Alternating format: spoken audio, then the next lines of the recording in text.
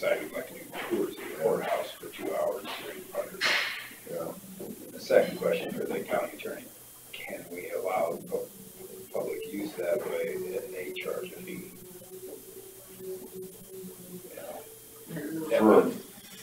For a fundraiser for someone who's a nonprofit, possibly. But here's the deal. Who's gonna come in 2 hours during Pucker Brush and sit and watch the courthouse while people are touring it? Right. Because I've got stuff going on. I'm not gonna make Kevin do that. Yeah. Well, he did mention that Kevin Pedersen is on their committee. He wasn't at that meeting. They decided to try and do this, but he is a member of their committee. Whether he'd be willing to do it, I don't know. I know Kevin's going to probably have a fit about it.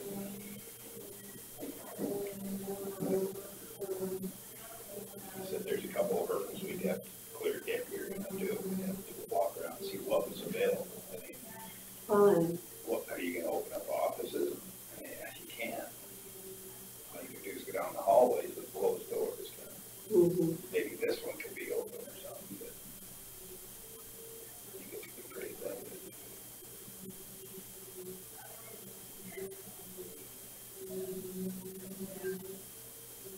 What'd you say about the bell tower? Well, that he even wanted to know if they could go up into the bell tower and tell him, no, it's kind of a sketchy area to get into to start with. If you've been up there, haven't you? Yeah, me and my kids went up there. We got a free tour. Yeah, that one stairway is a little, is there one almost, it's almost a ladder, isn't it? The one that goes up into the attic of the court room. Is that what it is? Is that one that goes up this way? I'm trying to remember, how did we get over there? It was at the back door, or was it in that end of, in those offices or something? And then how did we get up to the bell tower? yeah, I just don't think it's wise to have the public in there. That's, Well, it's not like the public's gonna be running around on their own. I would assume they're gonna take them through. Well, I don't know. I gave tours of the school and Ted Gassman took off on his own. If that tells you anything. Yeah, but if you're told to stay in a group, Yeah, right. and they're taking them up, 10 at a time, staying in a group, listening, quiet as bad. And it's probably going to be a bunch of whip people and local people. You just can't. It's hard to control that. As much as I'd like to help them, it's going to be pretty limited what they could access. Well, and the bell tower would be the number one I told them if anything, attraction of it, probably. if it was allowed, the only thing that would be done was if you had a camera up there and you could see out the bell tower type of thing from a screen down here or something, would be a hard thing to do. I don't know what the draw would be otherwise. I think the ceiling in the old windows in the upper part of the courtroom are neat. That most people can't see. But that's still a steep stairway going up there.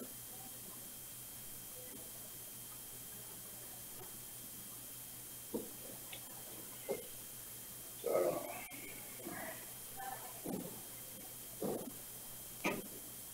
know. People coming from somewhere else is one thing, but people that live here in the county, it's their building, in a sense. but we have a lot of hours that we're open. Well, it's like I told Riley, it's public access certain hours. The only reason we could possibly let them charge for anything would be if it was because it was during closed hours, special activity. Yeah, like you say, the bell tower would be the main attraction anyway. Because most everybody, especially around here, most everybody can see any part of it they want during the day when it's open. But very few people have got the bell tower. I'd say a low percentage of people been in the courtroom too. That's gonna be a higher percentage all the time, though. Now, what they would do, what the tour guides would tell historical happenings. He was talking about certain offices refused to sell what was it? Certain animal permits and, you know, I can't remember what it was, but there were several things there. I said, I don't even want to discuss it on a board agenda until we vetted the whole thing to see what would be the obstacles.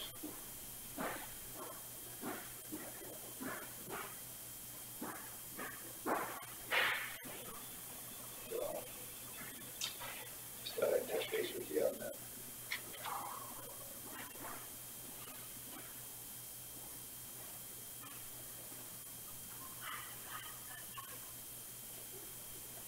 What are we gonna go over this morning? You know, the other thing is that there's no handrails, there's no up there. Right. Sorry.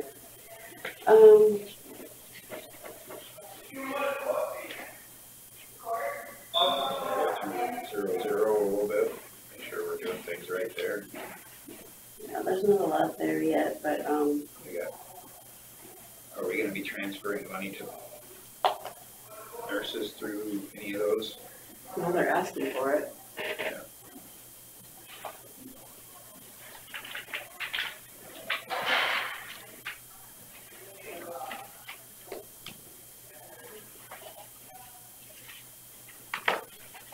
They're asking for $281,481.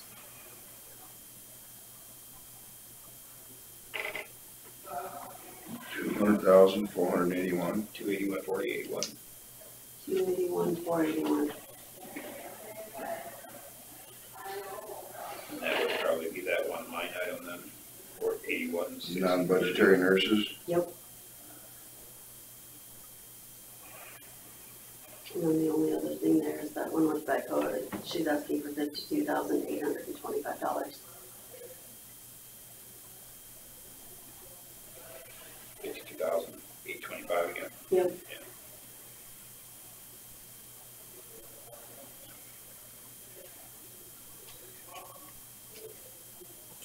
And then you go down to the rural basic, the secondary road fund, they're asking for $1,206,078. What was that again? $1,206,078.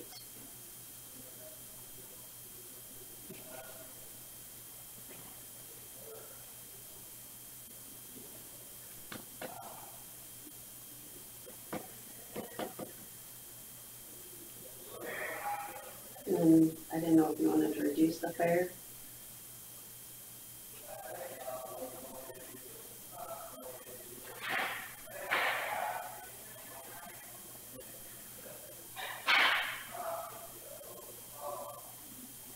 I talked to Tommy Thompson, the Fair Board president, wondered if they should come in for this. And I said, well, in the past, as long as we had a discussion with somebody, it'd be beneficial.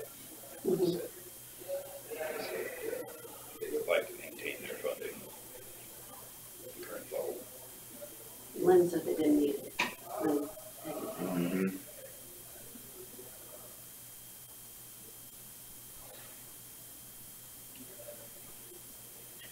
And they didn't provide any supporting information today, or is there? all they have is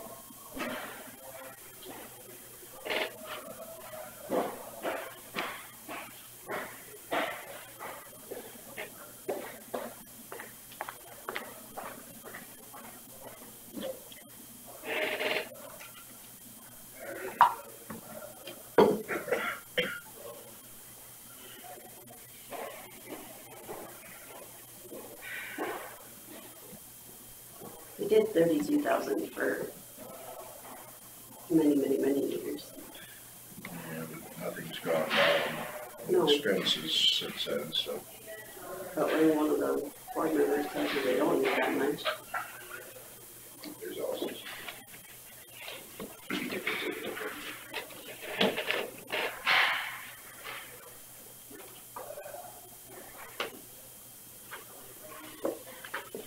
What are they?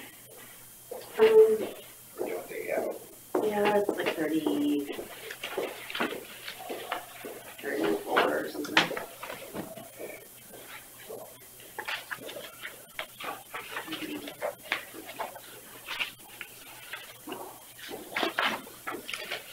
Yeah, 34. Page 63.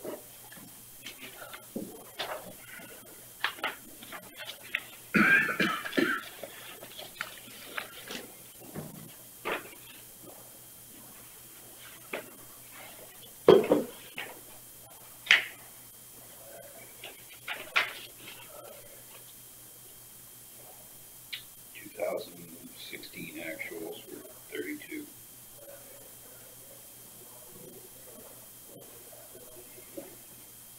Actuals were 46. That was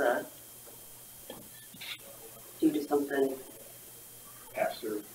I don't know what it was, but Didn't they build up a new building? no, it was, They redid the I'm 4 not H sure building. why, but There was one year they redid the roof on the 4-H building. They're going through that account, or they went.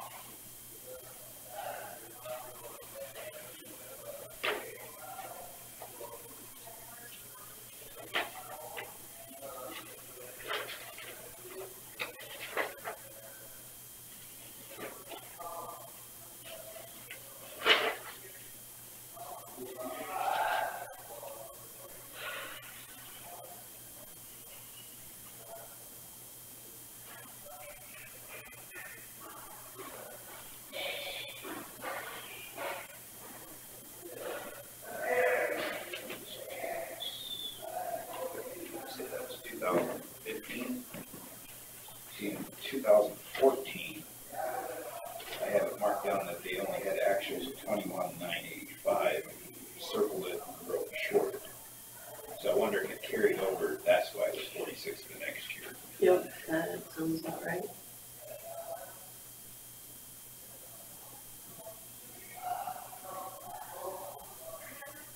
Because we approved 34 in 2015.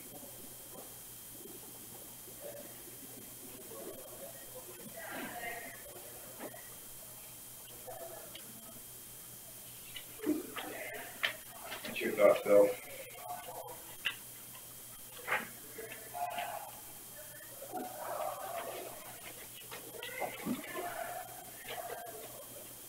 I know, I hate to, I mean, they're making some nice improvements and stuff down there.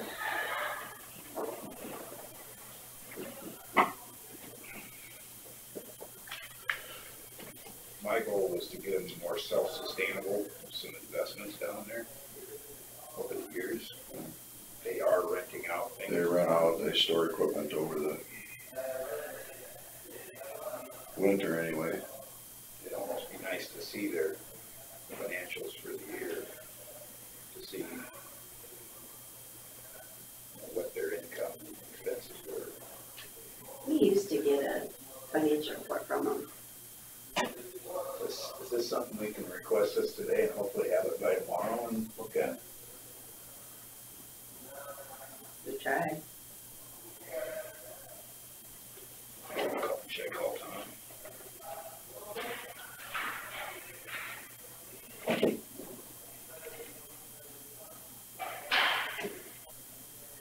Did you want me to call Andy while you're? Yeah, I guess you should.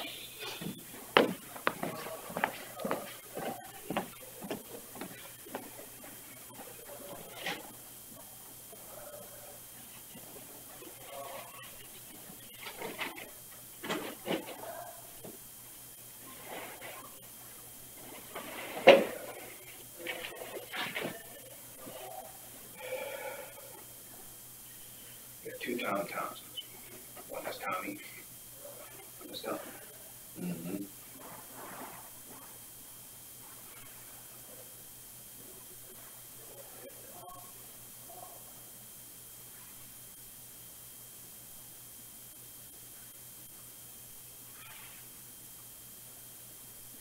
Thought I had.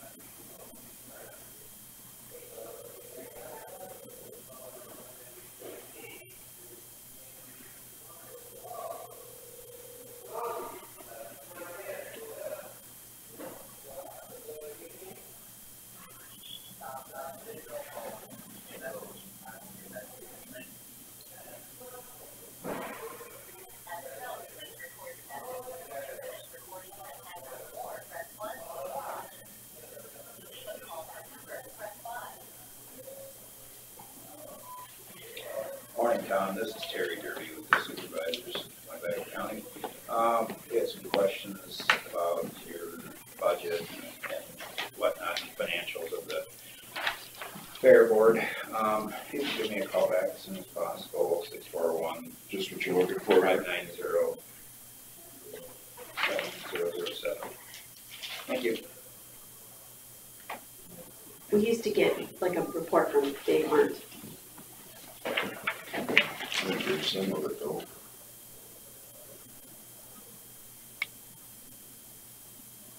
It does say building rent. $1,000.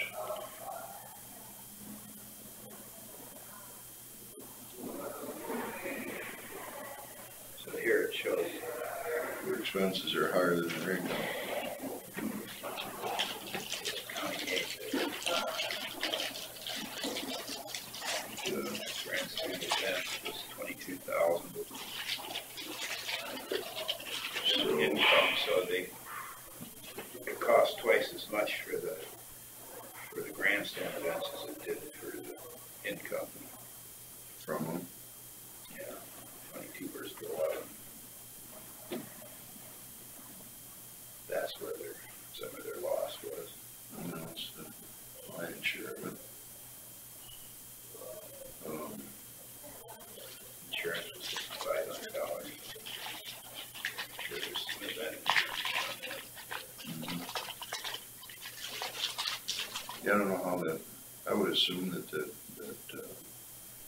bull riding and the rodeo thing must have their own insurance, don't they? Maybe you have to. Well, it depends if they have an event insurance in case of rain. Oh, I don't know if they do or not. That's an optional thing. well.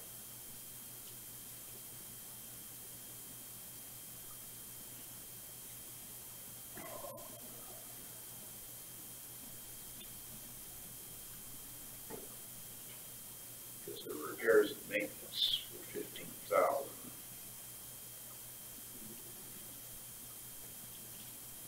Lawn, grounds, chairs, 1,000.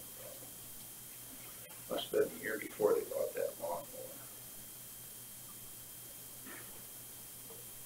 It was 2 years ago.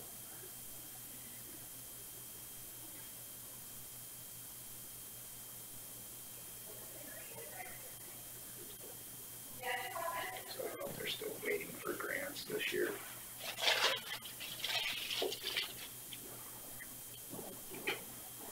Yeah, so according to this, they're showing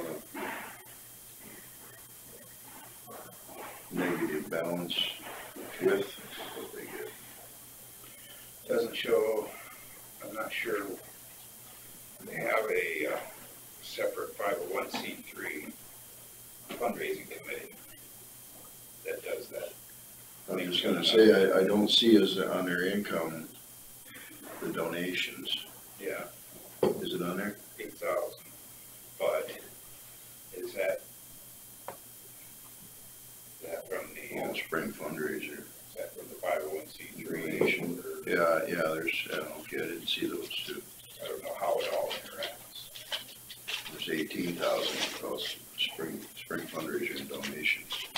For that, so that still didn't cover it. Okay. So that must be all the 501c3.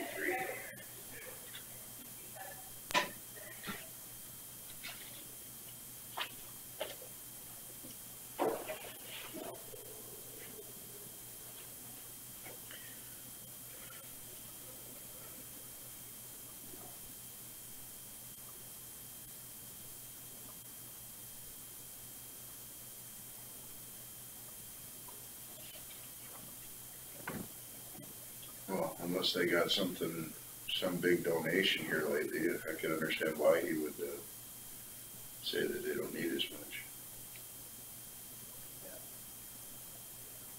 So there's either something we don't know or.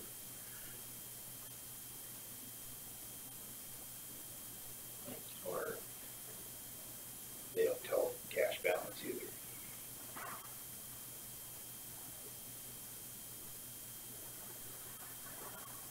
You want copies of those? I can make them for you. Otherwise, Good. put them back in my little. Do you want them or no? Yeah. Okay. You want a copy, Bill? Sure. Then if he calls me when I'm not here, I can have an educated discussion.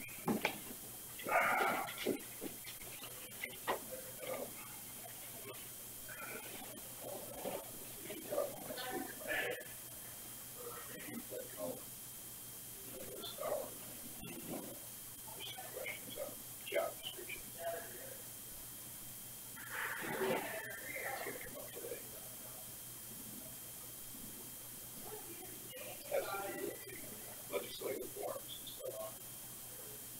That wasn't included in the job description. When I look at it, it didn't spell it out clearly. This is what it is.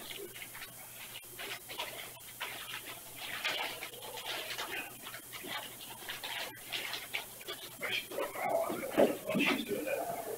So.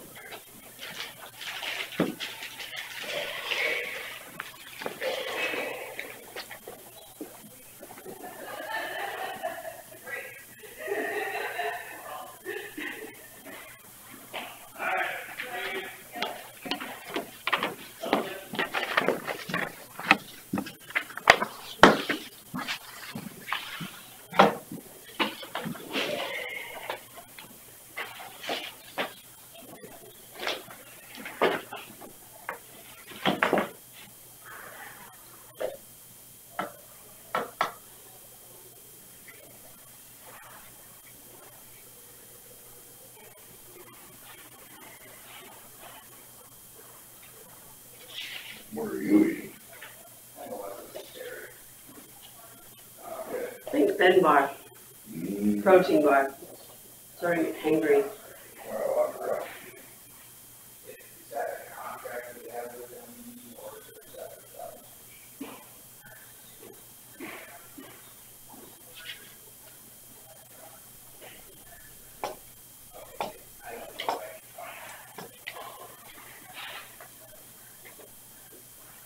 Yeah, I got just about 700 miles on this weekend.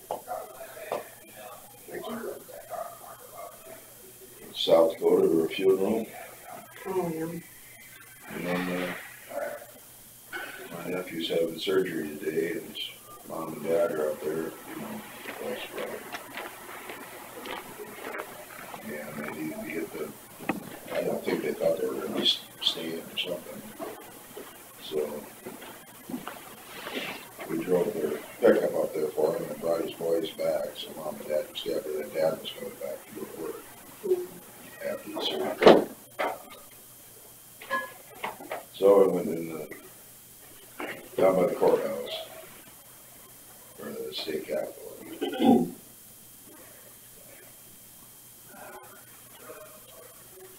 So I didn't get a hold of Tom. Okay. Left a message. We'll probably wait on that one for a little bit. Okay. Hopefully get some information.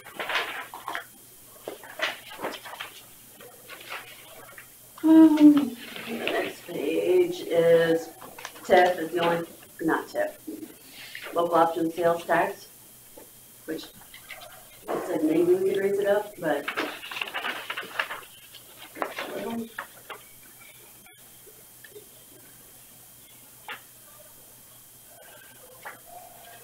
That only comes in once a year then.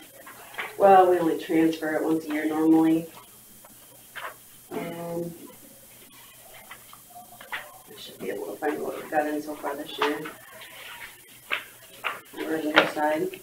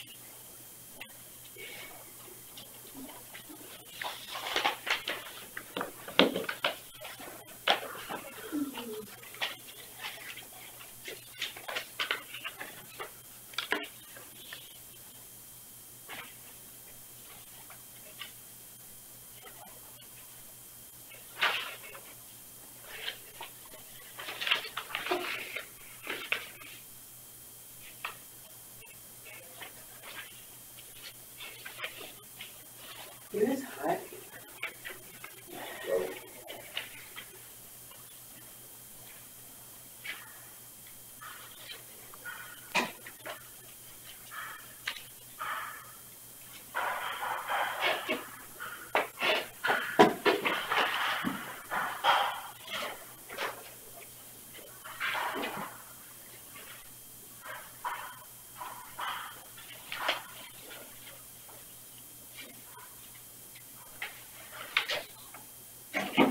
where would that show up? I'm trying to figure that out. I think it's easier if I just run a, cash and investment report.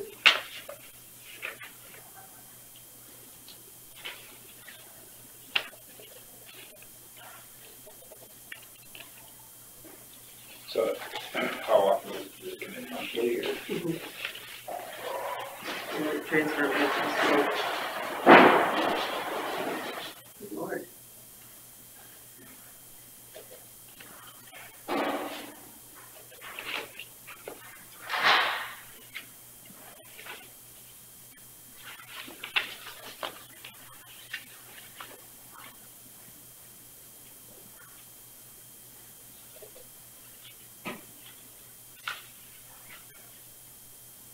So the amount this year that we have so far, the local option sales tax is $254,066.33. But I don't know how that works out through the years, like through the end of the year, is a higher amount or? I don't know, that's why I kinda left it at the 300,000. Let's see here. So, this is line item. There. It's Department 30. Let me go back historically and see where we're at.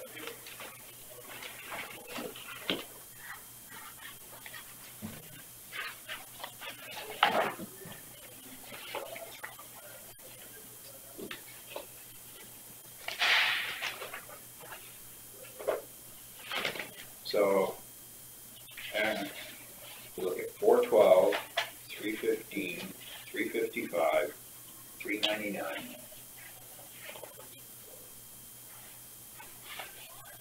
$315 was our lowest year. I'm wondering why that one was so low 2 years ago.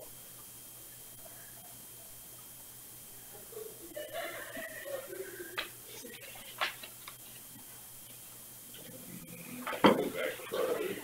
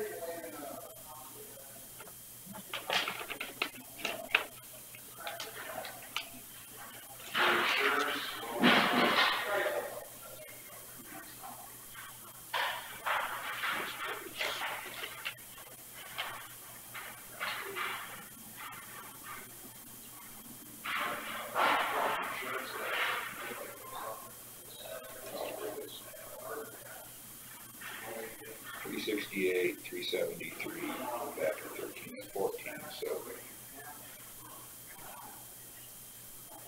it's only 1 year it was 350, it was 2 years it was sketchy. Everything else has been averaging. So you want me to raise it up, or what do you? Since it was good last year, the average has been about 350, I think, or better than 350 anyway. Do you guys know where I'm supposed to go? Like, I have court today. Go straight up the Stairs. steps and to the end of the hall, or to the, just to the top of the steps.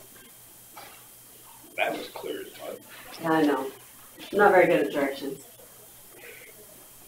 350? Yeah, don't you think? Safe at 350 on them? On the local option. Yeah. Because we exceeded it by what, how much last year? 112. We had 300.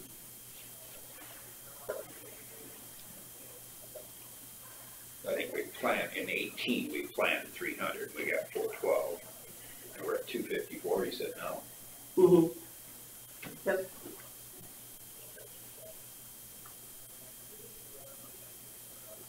We're at what now, you said? 254, so that'd be a little over 300 so far. No, a little over 500 if you doubled it, but it's not. Yeah. It's probably the high end on the first part with Christmas. Christmas.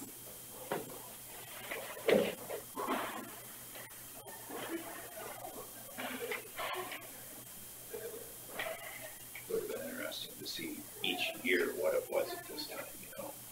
Yeah.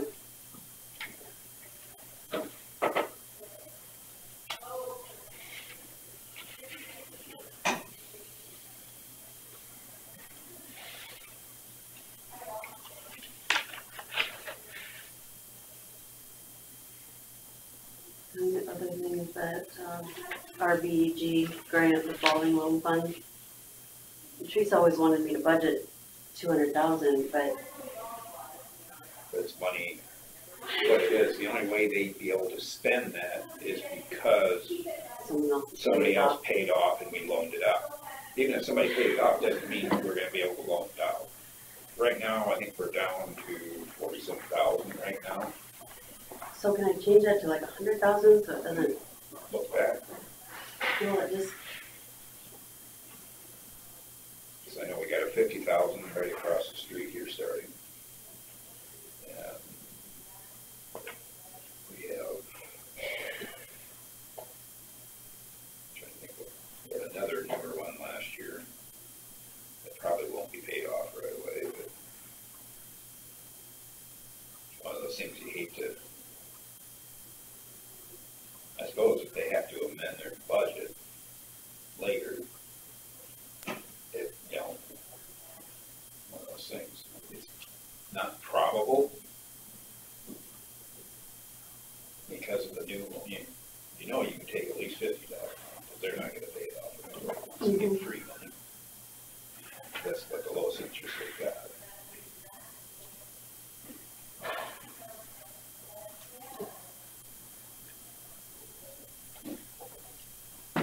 That was my justification for it, to a fourth of it's that one entity that's not even started yet. Don't you agree? We just got it going last month to get that place going.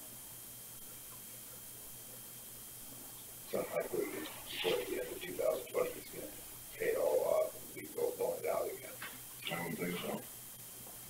That's its cheap interest. Yeah, it's be the last one if they decide. You would think, anyway.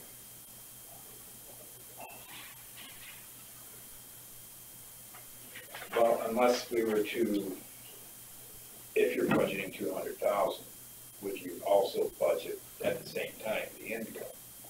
And if neither happens, is that thing? Because the one can't happen without the other.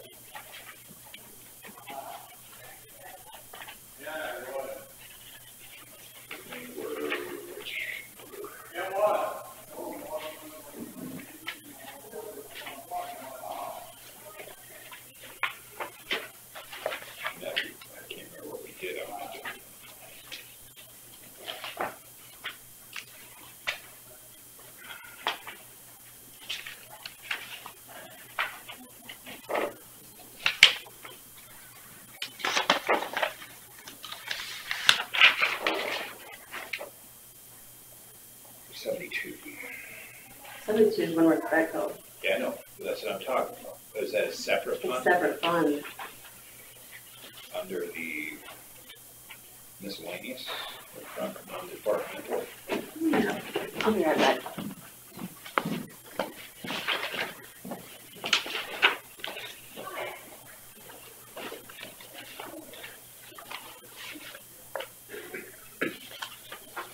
See if there's income. 72.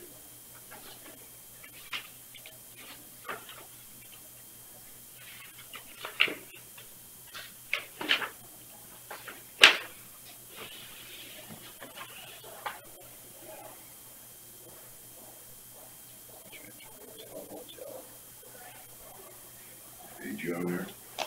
It's 45 of the blue.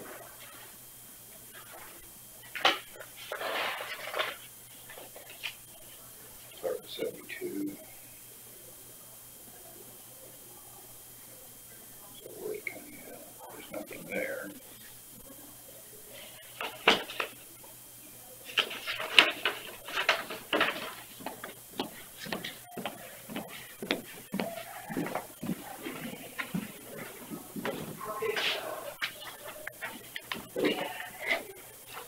That's the way I look at it, is if we put it on one side, we have to put it on the other side. Mm-hmm.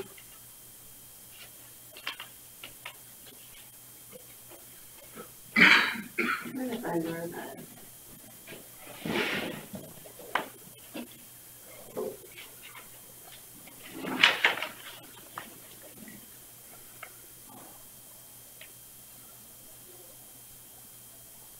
It's Fund 49, or Department 49. There's $20,000 in it right now. Okay, so I knew we were down there.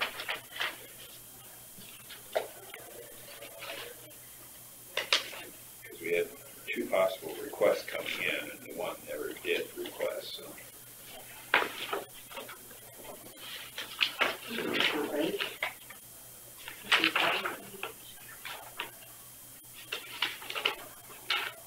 You said 49? That's Fund 49.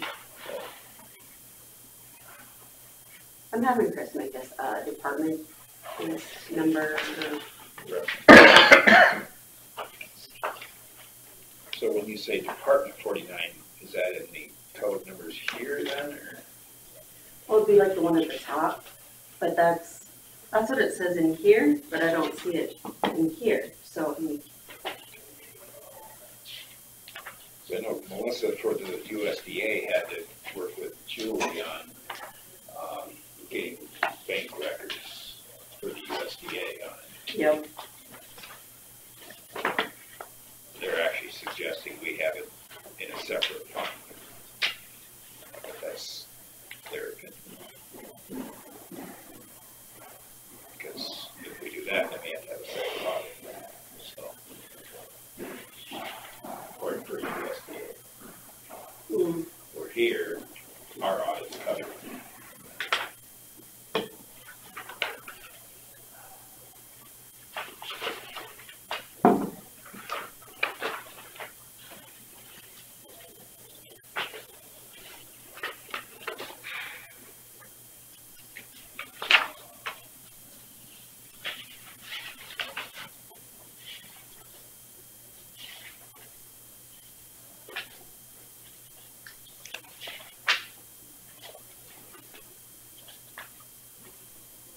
It might just be in non-departmental.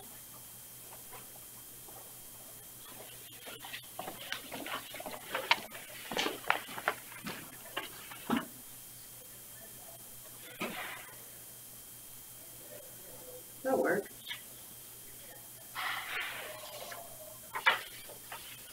I have it someplace though where it just says like, just has this. I didn't know how fast you wanted it. So this is fast. This is fast. I can look for the other? We're trying to figure out where does the money for the revolving loan fund go into, where does it show on revenue? For our Windward Betco revolving loan fund.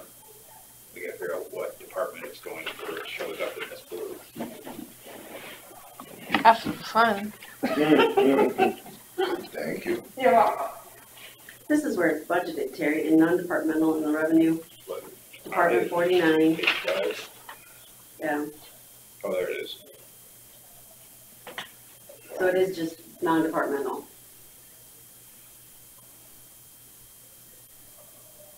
So we are budgeting the 200,000 in. Mm-hmm. So I think that's what we justified maybe last year, the year before, was to, as long as there's income and expense. Doesn't actually happen that way. As you can see, the actuals are much lower, but you budget it both ways. It's not really an expense for us, right? Right, well, we don't have to add a levy to it for it. Right. Yeah. So we need to put 200,000 on that line. And keep the other one at 200,000. Mm-hmm.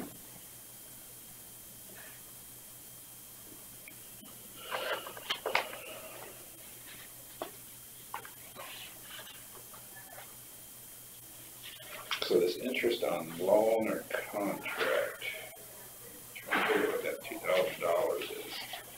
Where? Right above the Is 200,000. Oh, that just that's- interest that we're getting on those loans? Yeah. Okay, so we probably have It's just gonna do another 200,000, or 22,000. Okay.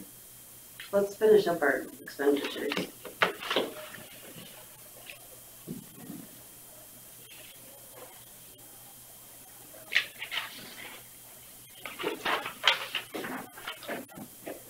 So under 56, UR2 fund. On page 4. We'll have principal of 1,260,000. And then interest of 345,528. And then fiscal agent fees of 3,250. What was the last one? Up there, Top of the 3,250. next page, Oh, 3250. fiscal agent fees. Yep. They're not really fiscal agent fees, but they're charges that the, What'd you say that number was, 3,250? Yep.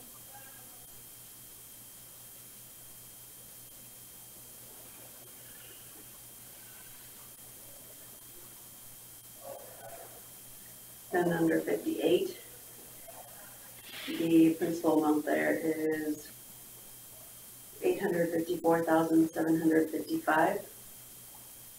Sorry, 775. Did you find that? It's under non-departmental. Yes, we did. Gotcha. Okay. And then the interest is 395,000. Fiscal agent fees of 500.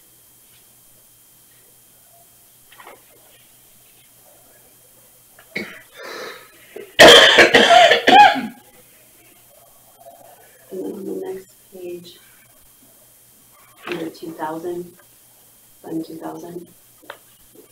This is page 6. The long-term debt is 277,655.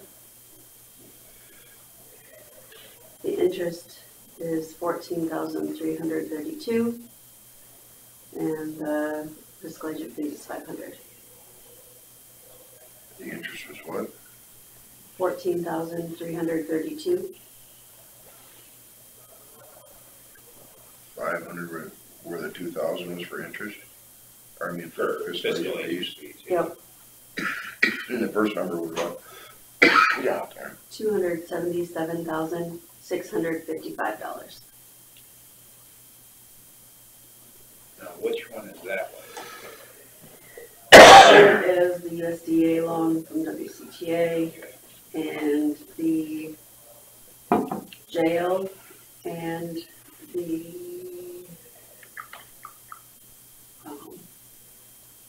for the building. Oh, they're all in there. Yep. say and jail? Yep.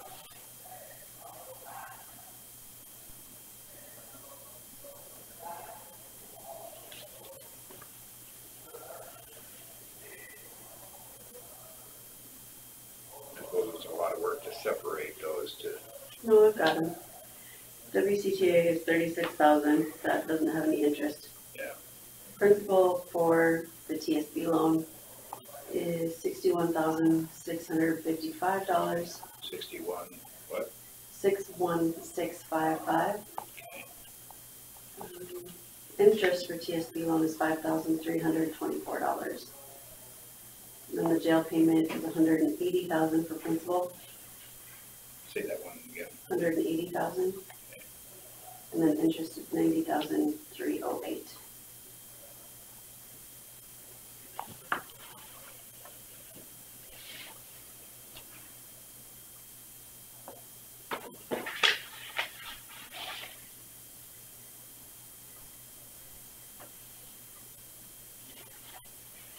So I got all in there, did I?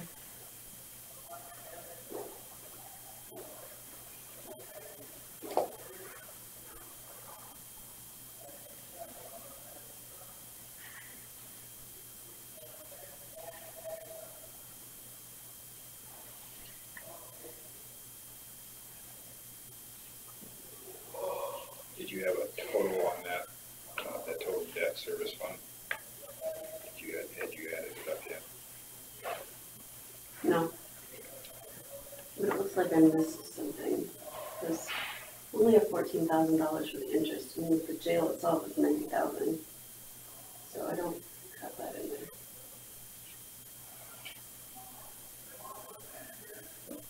Unless you put it 9 instead of 90.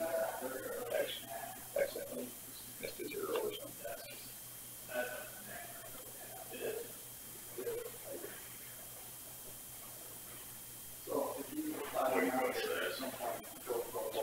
Oh, at least what, a little over 4 million left on it. So it should be interest. Morning, gentlemen. 632. Otherwise, Yeah.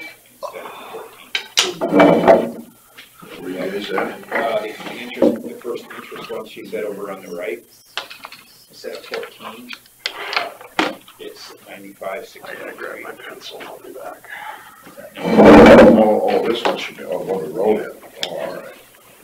That should be the 90,000. 95,623. And I've got the principal right, so. Okay. How you doing, Kevin? Pretty good. Pretty good for a cool Monday. Actually, it's a warm Monday. Yeah. Not as cool as it's gonna be in a few more days, but Yeah. it sounds. Yeah, well, Gonna get back where it's gonna actually act like January I again. just got used to the last week or so. That was Yeah, pretty warm. Winters would be a lot easier like this. Yeah. All the time. I'll probably get done in April, like we did last Well, year. no, yeah, that's my dad says, he likes to have winter when it's supposed to be winter, I agree. not in April, March. Where it's so kind of warmish that there's a blue hue in the snow. You can see Wow. you can see it's wet. 10,000 less than mine. It's heavy. It really makes that tractor slug when it's. Yeah, when it's got that deep blue look to it. it's- Plus the cities come by, they compact it because they've tossed it over there. It really makes it work. It really makes it chug. Uses a lot more fuel. Yeah, it's that way for the tractor and snow blower too. Hardly get that blue stuff to go through it. I know. The cool thing about the ones we got here, and it doesn't get stuck, because it's an all-wheel Oh, drive. it's all over, right? It's a great tool to get it done. Kevin is Department 51 or page 68. But,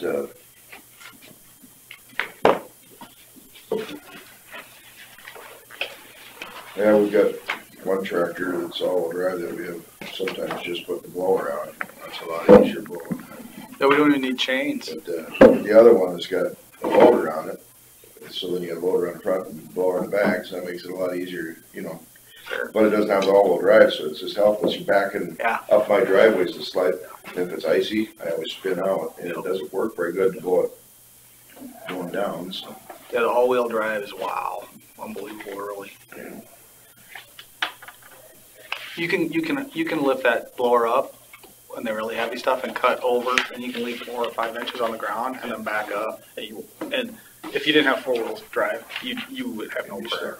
You'd be stuck every 3 inches. That's somebody that has to walk behind one down chains, yeah. See what happens. And you back down that 4 inches of snow, and then you lower it down to the ground, and then you can finish it off.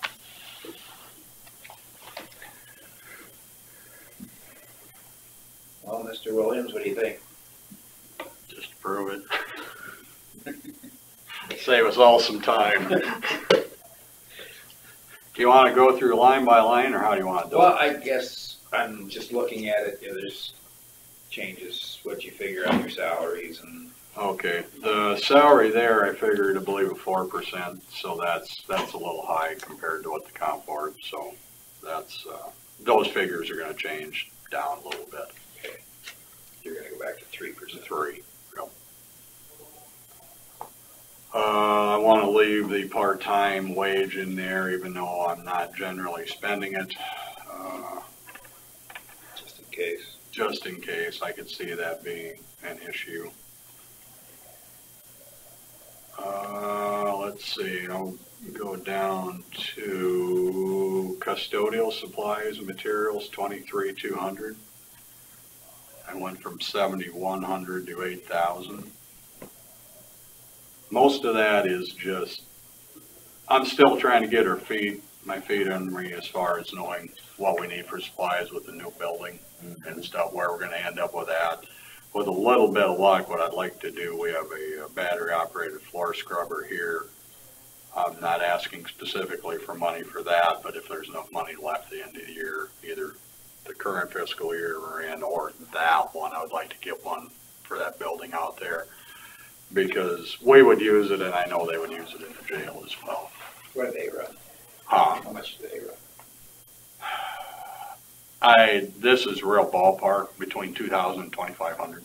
Are they just the walk behinds? Yeah, it's a walk behind. It's a little 12-volt battery operated system, sealed lead acid battery. It's like a 15-inch slot, but you can cover all the floors here pretty easily in the allotted amount of time we have in an afternoon, hour and a half, Where do you 2 get- hours. Huh? What, you know what brand that is? Clark. I've got one at Tops. Oh, okay. I'm sorry, I gotta figure it out. I got you. Yeah, we get that through janitor's closet. That's where I got the last one from. And it's been pretty reliable, pretty trouble-free, a couple of issues, but nothing bad. Proceeding on, same thing with the hardware and supplies. I went from 25 to 3,000. It's going to take a couple of years till we kind of know where we're at with that new building. We're always changing something or doing something out there. 25,000, the fuels line, that's a new line.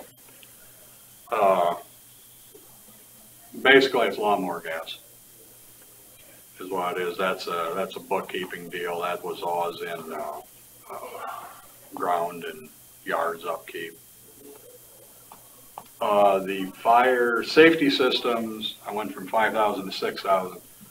What I'm finding is with the new jail, there are a lot of more required inspections than I was aware of. We stumbled through it here this first year. We had a jail inspector not real happy. I had an inspection scheduled, but it hadn't been done, and it wasn't within, it would have been in the 13th month instead of within the 12th. And his response was, well, I'm going to shut you down, you'll have to ship everybody out. I was going on vacation, K2 scrambled, got it inspected that day and taken care of. But the point of it is, I know of at least one inspection I didn't realize needed to be done in that time frame. We've got another one coming up. They call it a sensitivity test, which is an every other year test. My brain would have said, hey, they take the smoke pot, they put it on the smoke detector. That's your sensitivity test. That's not right. What it is, they need a numerical value when that tester is tripping. So we will be doing that in April. And that's just one thing I wasn't aware of when we got the service agreement with Simplex. The guy, oh yeah, that's, everything's covered, that's for a jail, I've got a lot of jails covered and this and that. Well, I should have done more research, that's on me. Or somebody from the jail could have told me these inspections were coming. So the one you're talking about now that you have to do is some other company that has to do it then? Yeah, what we ended up doing, I've got the regularly scheduled stuff through Simplex. Then Hawkeye I think they're Hawkeye Communications now. They're the company that actually installed it. And I tried to get them involved with the service agreement, but I couldn't get an answer back from them how they wanted to do it. I couldn't get a price, and I finally threw my hands up and said, fine, Simplex has sent me one. That's who I'm going with. Well, it actually works out pretty well. Simplex is in 4 times a year for the sprinklers, 1 time a year for the big sprinkler test, backflow, whole 9 yards. Then they're in once a year to do the pull station strobes, horns, that stuff. And we actually Simplex found one unit not functioning that Hawkeye did not find when they were in. So what we do is Hawkeye is in once a year, and then Simplex does theirs. So we get one every 6 months. It covers our twice a year inspection. Plus, I don't know, it seems to get their attention if they know another company is going to be looking over their shoulder. So I think it's going to work out okay. And I think we're to the point where we've got all the inspections scheduled. We kind of know when they're coming. At 4-year level, I know we've got to have an another one with the louvers, the smoke ejection system. That has to be tested every 4 years. They'll be in there 2 in May. So 2 more years before May, it's going to have to be done. So it's 21 then, 2021. Yes, So 19, this budget file 20, 21, yeah, yep. So that'll be next year's budget. Yeah. And I talked, I've got a friend in the fire inspection office there, and she told me point blank, she says, with a new facility, she says, I'm not going to use the word nitpick, but she says, you guys, we let a lot of stuff slide at the old building. She says, just trust me, that is not going to be the case. It's part of being grandfathered in. Yeah, yeah. So she said, do your inspections, have the documents there, which we did. She was in and did her annual thing. But the point being that 6,000, I want a little bump there, extra bump there. I know we need 4 to 6 fire extinguishers we're going to have to replace between here and there. Well, not out there. They're all here. So now, in these line items that, that are bumped up because of the public safety center, Mm-hmm. is that all public safety center, or is there stuff here that's in there too? Both. Okay. Both. I'm trying to Is that completely- foresee Yeah, some ask them to issues. Separate that out into 2 line items toward this building and that building. I would. That would be difficult. Okay, all right, just asking. Yeah, I would really like not to do that. I mean, any rate, that's safety systems, that's the systems out there, fire extinguishers here, the fire system here, the pull station strobes, et cetera, et cetera. And that, that could go back down, but like I say, extinguishers are about $100 a throw, a little north of that actually, so. Proceeding on, office supplies, mileage.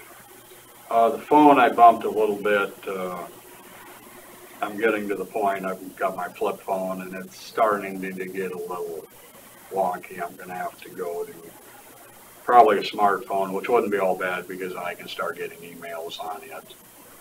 And that's the way the world is right now. It's just, it would make my life a little easier. So I bumped that, not a lot. I don't think the cost will go up too terrible much there. I'm not going to get the latest and greatest. I'll get the oldest and the one nobody wants. Natural gas, that's all. relatively the same. Fuel, or excuse me, electricity for the Public Safety Center. With what they have used to date, they're going just short of 2,100 a month, so they're right at 25,000. So I'm hoping 27,000 is enough. The courthouse, I left that the same on the electrical for 27. Nurses building.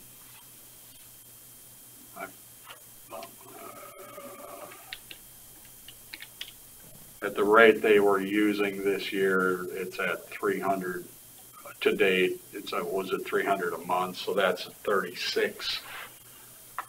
So I bumped that to 4,000, not quite knowing. Have a little cushion in there. Can we back up to which of those line items is which on natural gas? 43075 is PSC. 43076 is courthouse. 43077 is nurses. And The last line, 43079, is the LEC, I believe. which is not on It's, okay, I've got it on mine, here. but, Yeah, that's fine. okay, yeah. Electrical for nurses, electrical for the shed. Ground and yards upkeep, 44102. I put in request there, new tractor. The tractor that's out there we bought in 2010. We're just a hair under 800 hours, which is considered, it's high hours. I put in 18,000. That's what we spent on the last tractor. Without a trade, it would be probably less than that with a trade-in of tractor and equipment. But I took that number because it was a fairly solid number from the last one we purchased, whatever it was, 3 years ago for here. So something to think about. If not this year, we're definitely going to have to do it next year, because then we're going to be up at 900 hours. You drop a hydrostatic pump, you've got problems. So that is why I included that. Building repairs PSC. I put 5,000 there. I'll be honest, that one, I didn't know what to do with it. It looks like that's what was approved last year. We're still working through some of the warranty issues. There's some door closers in the jail that need to be replaced. The door closing sensing unit, that company's out of business, not the manufacturer, but the company who put them in. So we're gonna have to replace 3 for sure. 3 or 4 for sure. Is that something you have to hire done then? We're thinking we can do it. We know how to adjust them. We know roughly how they're installed. So it's something, we're at least gonna attempt one. Hello. Jennifer? Yeah.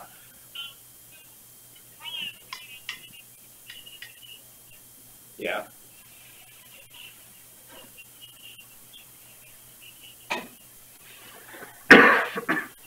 Okay. Or I guess, would you rather, she can make it at 10:15, but he is gonna be down south for a little bit. Should we just leave it flexible when they get here? I guess our concern, we have to be, Bill and I both have to be in Lake Mills by noon, so we just wanna move it up. We can be flexible, otherwise we've just got certain things we'll be discussing along the way.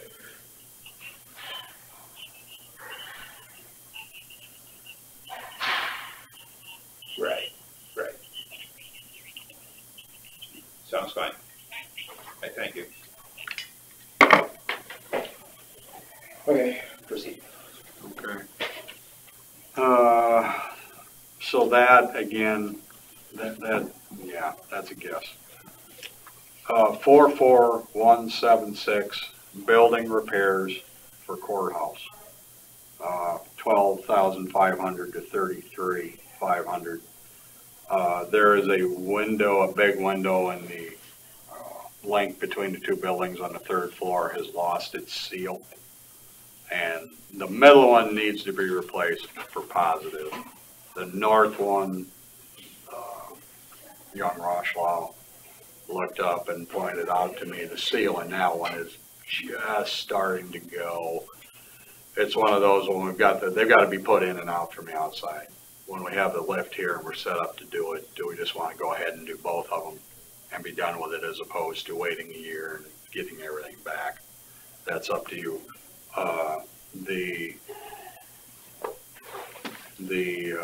When were those windows put in? 2012, whenever the building was replaced, or whenever the building was built. I think it's 02. 02, I'm I sorry. was gonna say, it was a lot. No, not 12, 02.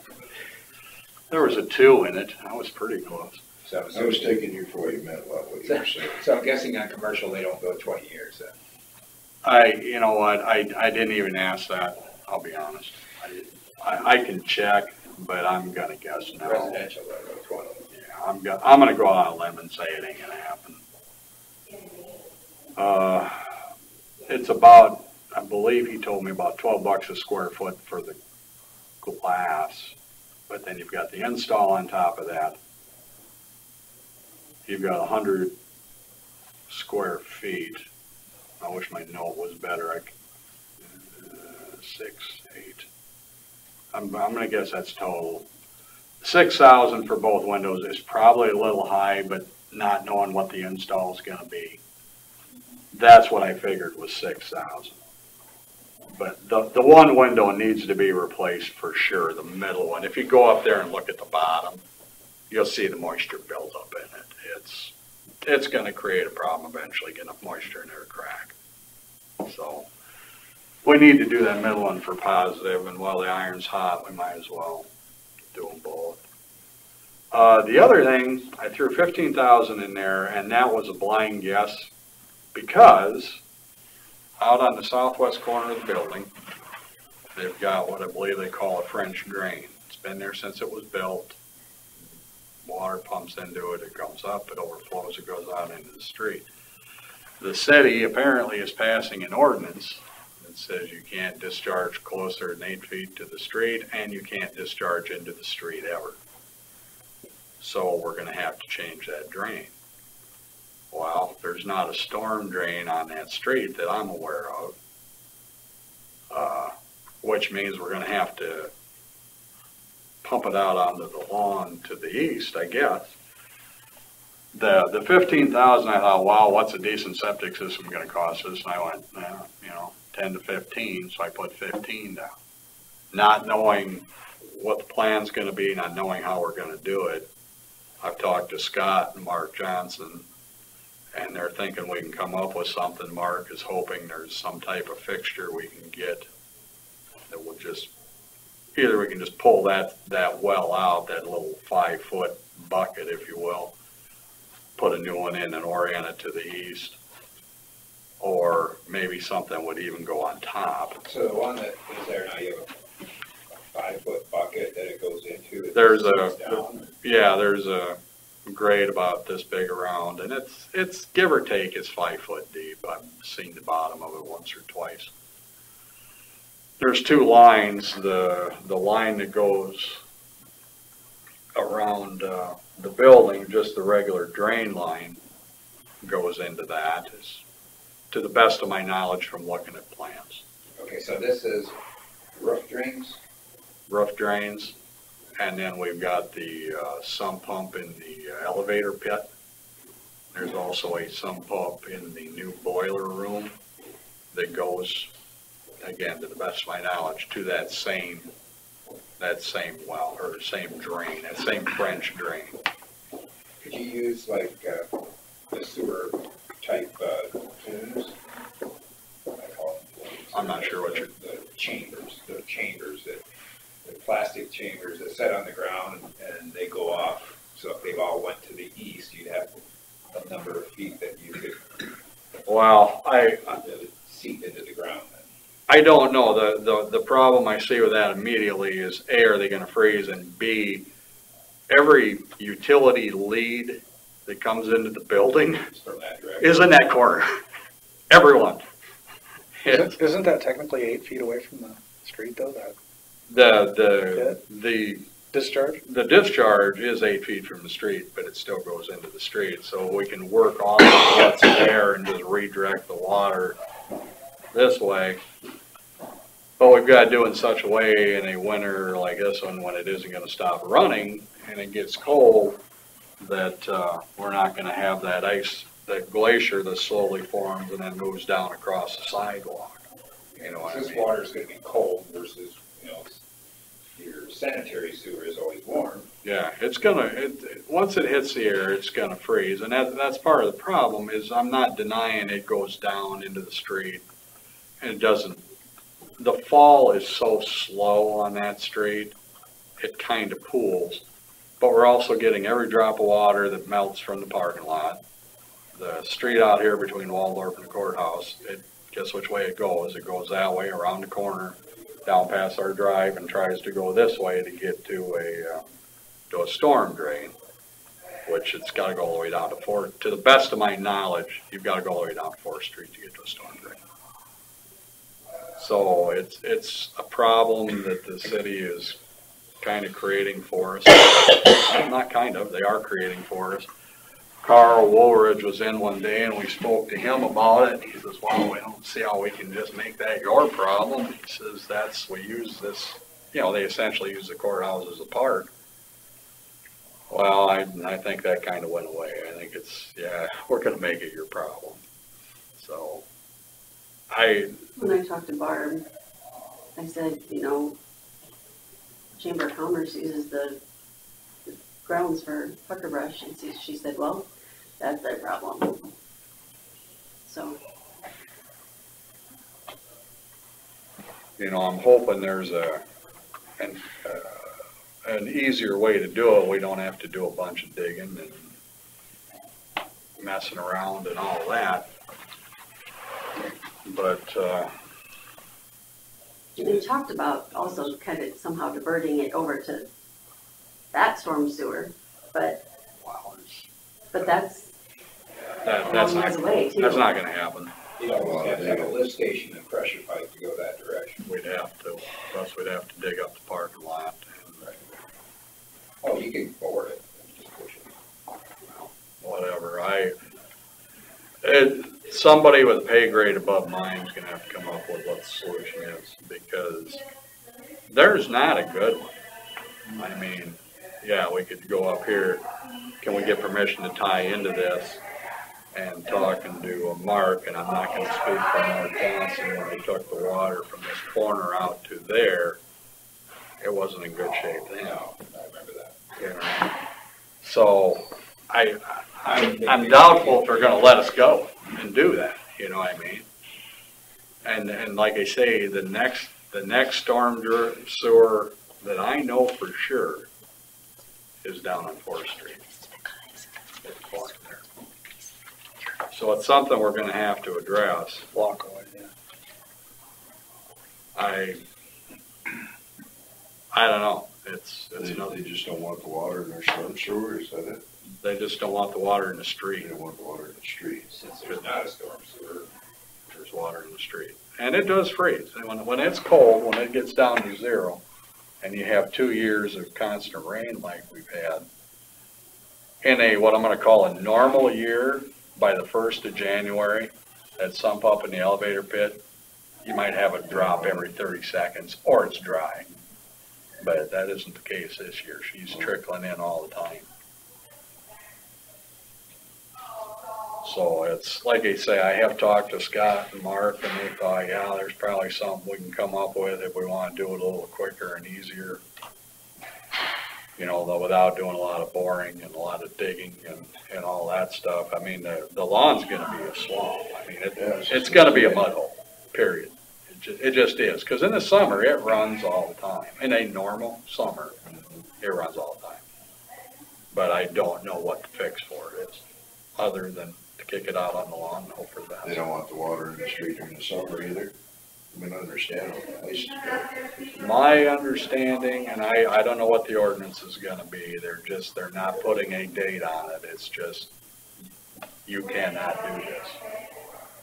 But I haven't read the ordinance, I'm kinda guessing on that one. Carl did not mention any dates, two date. So it's We like, probably need to get a copy of the ordinance, to see what it actually says. because it sounds like the ordinance is gonna happen.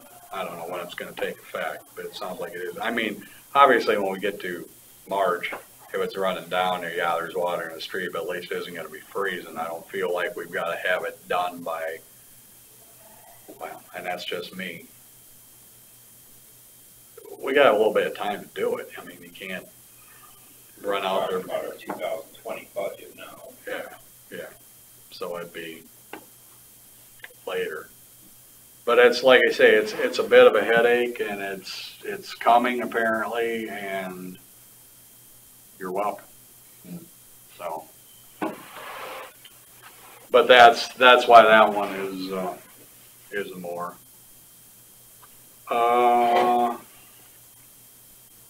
Moving on, let me check something here real quick.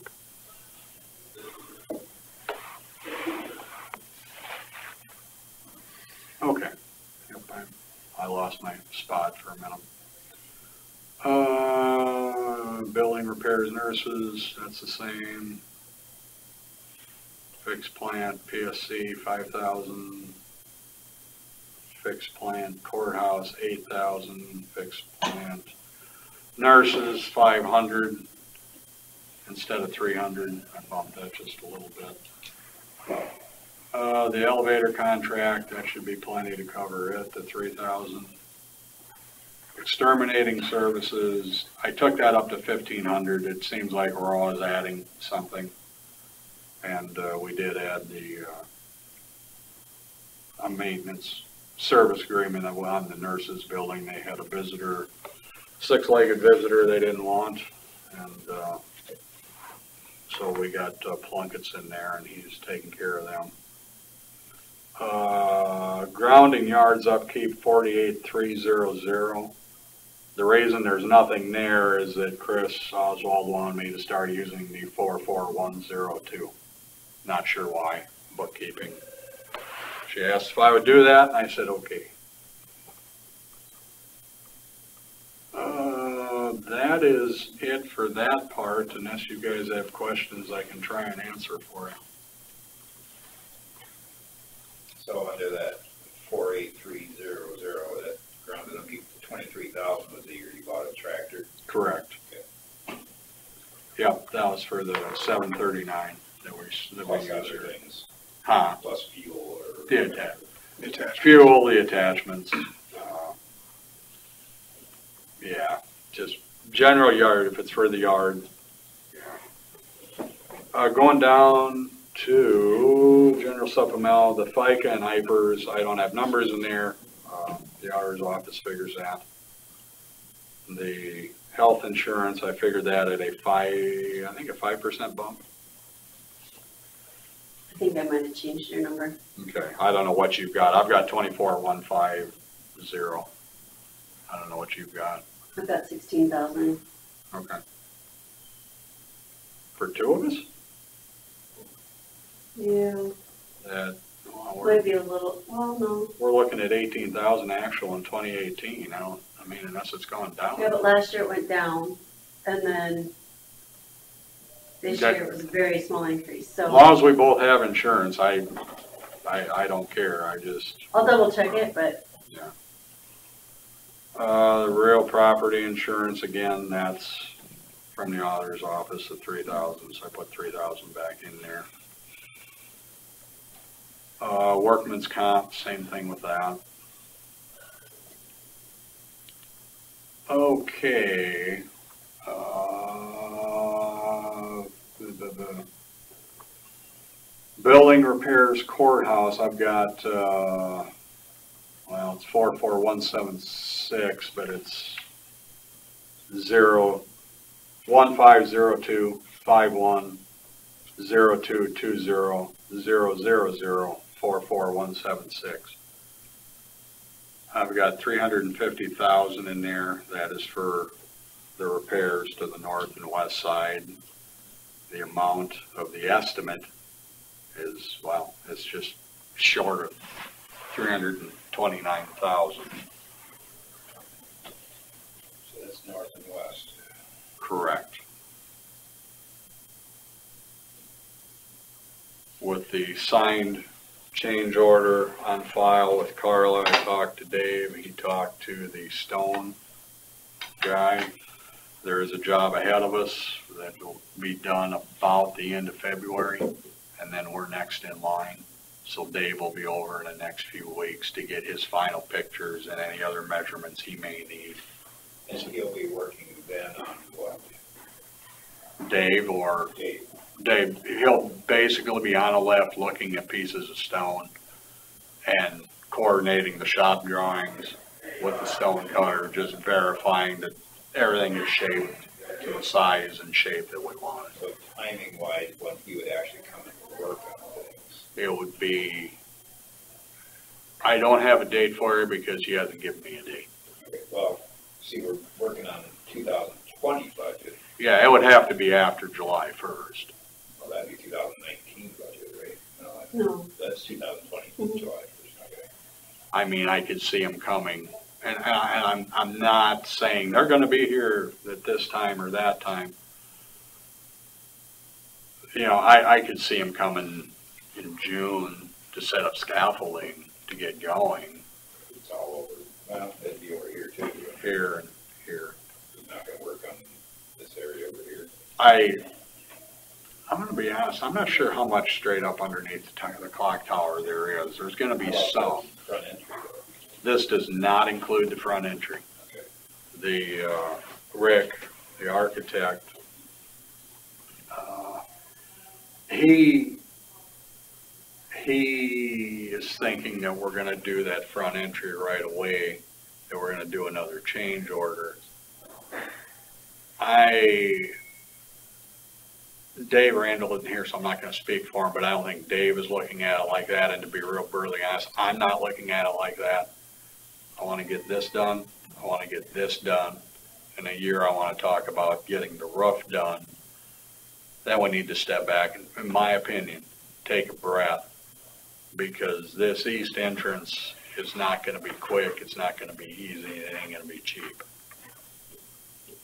It's, some of the numbers I heard thrown out, I'll put it this way, the 350,000 may not be enough. What I am gonna do while Dave Randall is here, we're gonna put some rod and plate through that outside balcony or portico, whatever you wanna call it, secure it to the inside wall, just so it doesn't continue that. We caulked it, I've been checking it, the caulk isn't tearing, it's staying in place, so we're not getting a lot of Stretching movement. it all, or It looks okay. I haven't been out on the balcony, you know, it's way easier when you crawl through the window and get out and look at it. But looking through the window, it looks like, it's not like it was before tearing the caulk. You could see the gaps developing, you know what I mean? But while he's here and the iron's hot, it isn't gonna take long and it isn't gonna take much expense to put in rods every so often with some steel, with some nice big plates on both sides, just so it doesn't roll out. That way, if we don't do that, or whoever doesn't do that entry for a little keeps it while, safe for a while.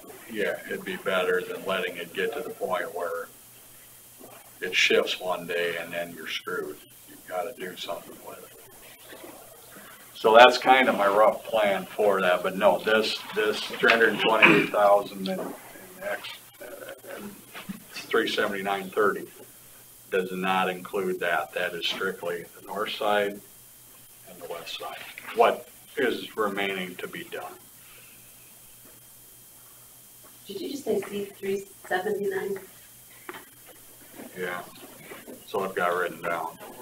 So I need to change the number from 350 to, No, leave it at 350. okay. leave it at 350. That's all I'm asking for is 350. The estimate is 328. I'm just hoping there isn't a lot of extra. I'm just hoping there's, hey, we need to buy rods to do the balcony out here. Okay, yeah, go ahead. All right. Is that it on your budget then? Huh? Is that it for your budget? That is it, unless you've got other questions. It's more on our end, how are we gonna pay for it, so Yeah, no, that'll be our big decision. yeah, it is what it is. And like I say, I would really like to replace that tractor this year. But having said that, if you say, hey, we need to maybe not do it this year, okay, but then next year that's gonna be a need. We're gonna be up around in a year, we're gonna be up around 900 hours. And when it snows heavy, we work those tractors hard. We work them real hard. Be nice to know what trade-in value would be before we make. Yeah, I could call him. I think it's Jeff. I can call him and ask him if he would give me a price. I didn't call him and ask him because I didn't even know. I didn't know if he'd give me one. You know, he might give me one for 30 days, which I guess would give you an idea. Could be less value in a year with more higher Right, hours 30 too. years ago, it's gonna be less value. Yeah. Because it'll be more mechanically worn. Yeah, and it falls off pretty quickly. But then you also put it on for another year or two, so it's got another year's use out of it. So. Yeah, well, that's, like I said, that's up to you guys. If you want, I can call Casey Nielsen, and like I say, I think it's Jeff. I can't. He doesn't work there anymore. Oh, he doesn't work there anymore. Then it won't be Jeff. Jeff Osterman. Yeah. Yeah. Okay. Well, then I'll talk to a salesman and see if they'll stop over and give me a price, if that's what you want me to do. I think before we make any final decisions, it'd be nice to. Okay. And if they give us a bad quote, we can always do a bid for it and Right. have a minimum. Well, I'm just trying to get an idea of what to put in the budget. Mhm. You know, if we can save some on the budget by trading in and not running it through one of our sales or something. Well, Last time we bought straight out because we had to add one and. when I bought the first John Deere, trading that in at that time was not, they wanted trades. They were, and that was a Simplicity. So their own color going back, I think they're gonna be interested, but the point being, I will give them a call and see if we can swing over someday. What model was that one? The first one was an X729, the second is an X739. 729 or something. 729 and a 730, yep. Yeah, the one I'm looking to trade is a 729. And you want to Replace it with a light model, 739. 39, unless they've changed the number. The attachments are quick and easy, they stand up, like I say, we work them hard. So would you trade attachments or not? Yeah. is the 39 a higher horsepower than the 29, Oh, you know, I'd have to or look. are they just as similar? They just changed the some number? of, they're a later generation of the same model, they changed some of the features. It's a drive over deck instead of a shove under deck. Yeah. A few little things Are they like that. both four-wheel drive and all-wheel steer? Yes. Correct. I'm just looking online on Tractor House, Oh. what they're selling for it. Yeah. An Yeah. 09 here with a deck, no leather attachments, it's $49.50. Right. And it's, let's see the hours. Oh, 1,150 hours, it's got more hours. Okay. So, yeah, like I say, So we have more value to ours then. And plus the attachment. Plus the Plus the attachments, yeah. So, Which will be erased by the fact that the other attachment's coming back. I've been pricing attachments lately, and they're worth, you know, they're gonna add a couple grand there. yeah, for sure. Yeah, for positive. How many attachments on mower, Brush, blower, mower, brush? 3. Plus wheel weights, that's an extra. I think that's it. You know, they kind of break it out, you've got to buy the yoke to mount them. you know, it's separate, it's a little bit of a cost, but at any rate, The engineering though is superior. you know, I mean, just like changing things over, just drive over a deck. yeah, Pull all those it's, off. it's a lot easier. oh, it's, when you've been out and you're blowing snow and you go to throw on the brush, and you can be back out brushing in 10 minutes. Actually, if you have a good day, you can do it in 5. And honestly, if it It's takes just- longer than that, you're still out there the same day, finishing it. So now, do they have still belt run, or is it, got a drive shaft? PTO. It's PTO. Yeah. Yeah. Well, that's all I've got. Like I say, I'll try to, oh, I won't try, I'll call them and see if they were willing to come and give us a 30-day trade-in value at this point in time, and just give you a ballpark. And I'll get that to you as quick as I can. And if you have any other questions, let me know. All right.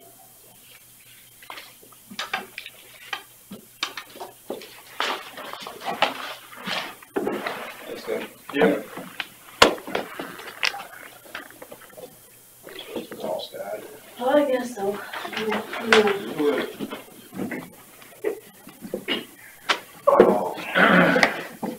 Sandy wanted you guys to have that. Who wanted us? Sandy wanted you guys to have that about that Mason City school administrator. Oh, yeah, she used to be the Is that the one I- Is that the one I CFO. had the other day, or is it another one? Yeah, no, it's the one you had, I think. The CFO for CSS. She works, Sandy did? No, this guy Oh. used to be the CFO. now she's a financial, Oh. she works, Oh, she works, for Mercy now, oh. financial office. Yeah, I haven't read the whole article yet, or did I? I showed her that one.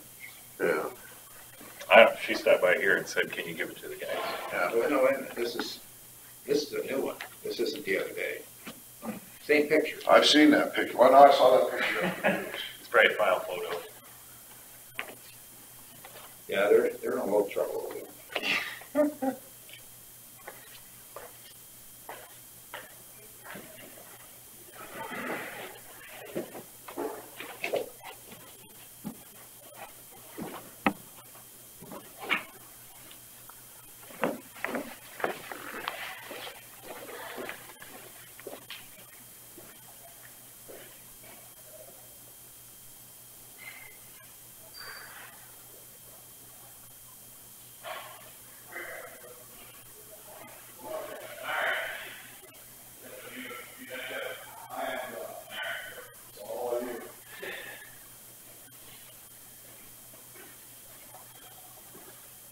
Money for some courthouse work?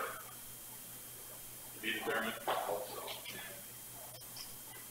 We got stone coming, so they're committed one way or the other. Yeah, at least by stone. Yeah, that's. Store that in our office.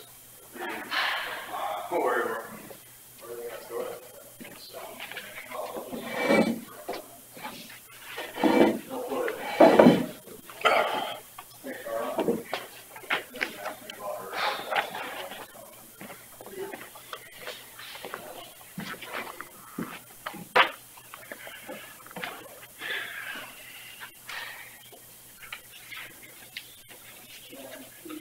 Mike's here, probably. Pardon? Mike's mentioned. Discussion, so He's gone again? I don't see him. Yeah. It's not his cup? Not his glasses? Where does he sit now? I guess I'm not sure. Can't remember, 'cause they switched the chairs, switching and all that. Looks like he sits in the left. Nothing, no papers in them. That's true. Where's Bill's plaque? Down there. Just a-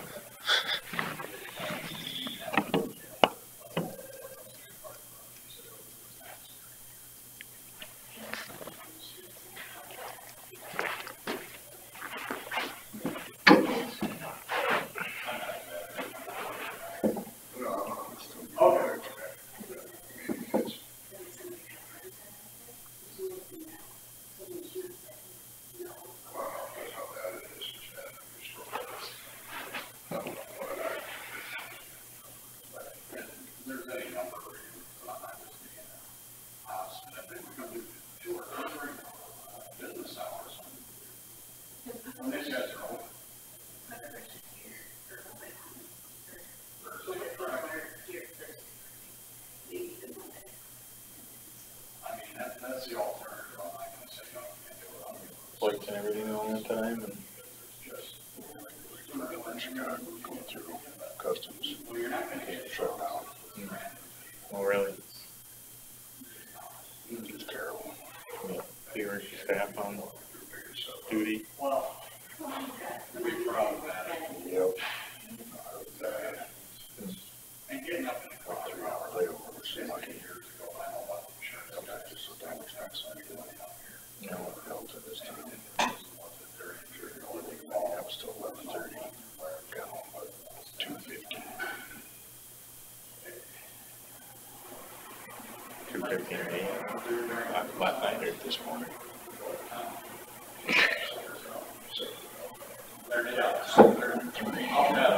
Perfect. Get that couple hours of sleep. Hours sleep. Tough. Yeah, Monday for sure.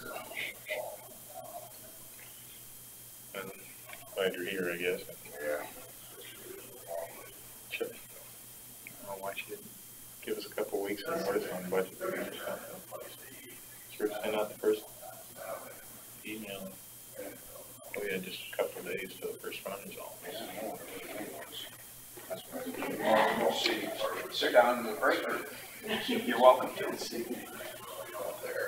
You see the retreats in the break room? Yep, John's birthday. So would he be 60? December 23rd, yep. We're all kind of 60 this year, it seems like. I'm not. I am. Terry, where'd you go to high school? Thompson. You went to Thompson. Nothing like overthrowing the school that you went to. Yeah, lots of memories there. Yeah, I suppose. At that time, probably full K-12 there? Or? Yeah, we had K-12 until 89. And then we went on to public center and middle school went there until about 08, 09, almost 20 years. Yeah. Didn't they like share with Crystal Lake or something for a year or something in there? Sure. I'm trying to remember. It's like Titanca Was it just tried a to share sport it. maybe or something? maybe. Titanca tried to share with Bethel for like maybe a year or somewhere when I was a little kid. Mark got rolls. Oh, really? Trying to butter it up. Really? His birthday. His birthday from 2010. 2010. He's just staying ahead of us. Oh, do I need a hammer handle to strap onto that thing if it's from 2010? There you go. Yeah.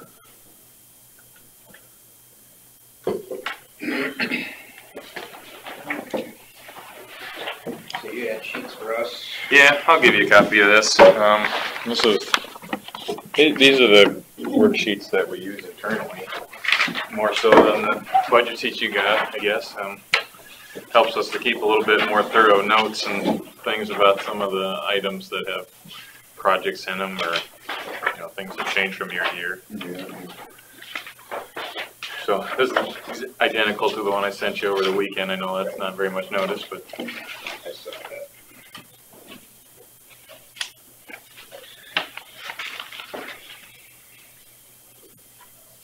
so this shows all the expenditure items, all the revenue items, and then some summaries throughout. So that would kind of help you see our department in one glance. Whereas, I guess I'm not sure how your sheets look. Well, the difference about these sheets, one thing, it goes back to 2015 actuals, so you gotta compare that way. Sure.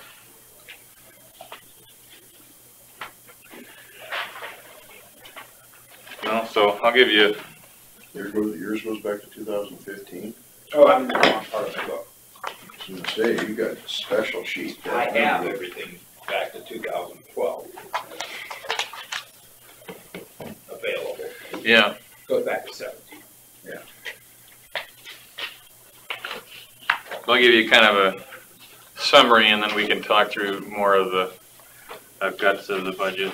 But overall, you guys have these numbers, I'm sure, but valuations, rural went up 3.5 and overall up 3.2.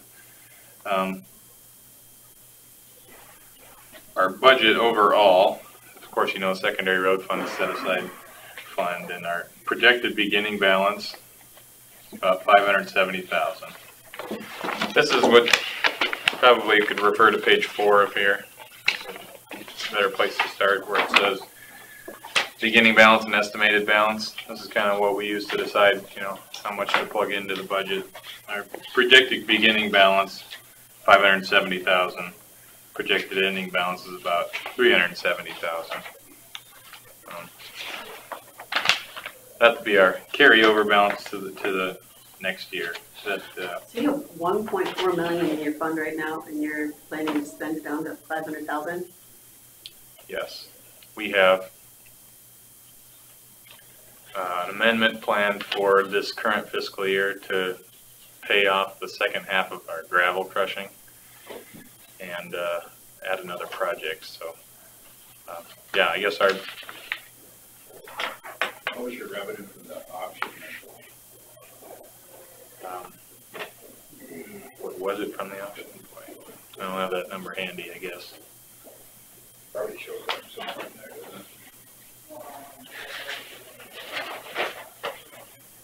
doesn't it? Miscellaneous receipt back to equipment. Would that be under your budget or under non-departmental? No, I'd be in there.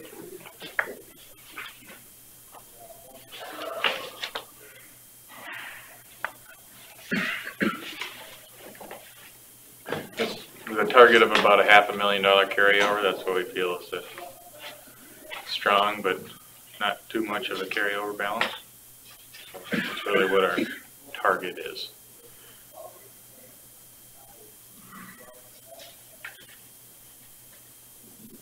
So with our budget showing a $370,000 carryover balance, that doesn't factor into what our, you know, unused budget from this current fiscal year is. So add those two numbers together, and we expect to have about a $500,000 carryover.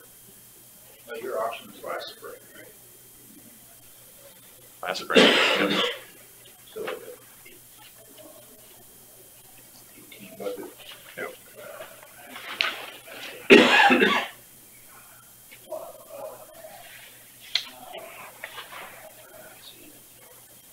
Which page you on there? I'm at 2021, that's a little bit, I don't see it. Over there.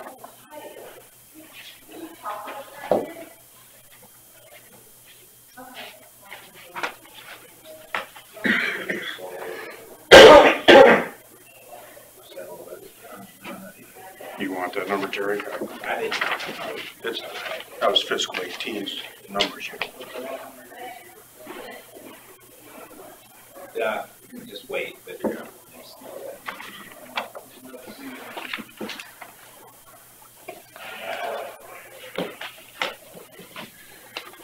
Okay, a couple more summary items. We have in our budget projected or requesting half of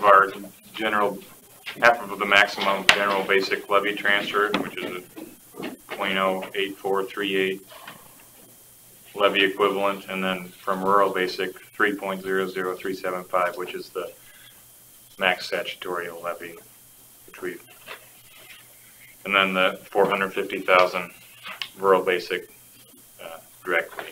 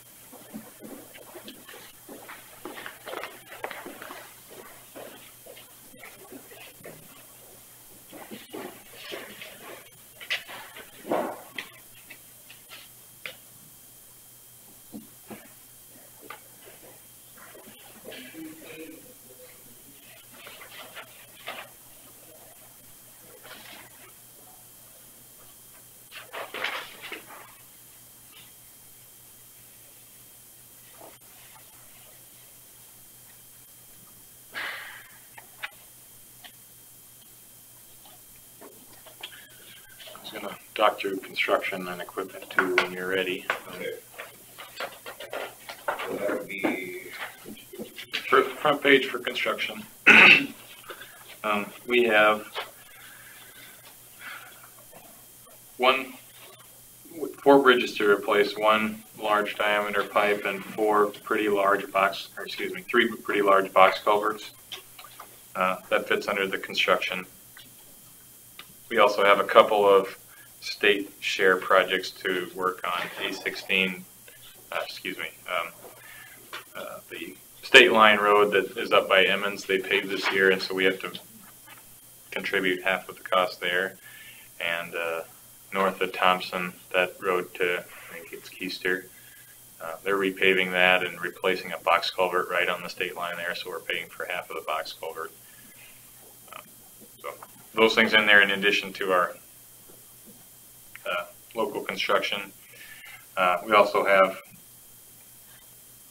another twin 12 by 12 box that'll be bid through the DOT. where's that one go? It's L34N1. You see it, that's lumped in there, but that one's backfilled by swap dollars.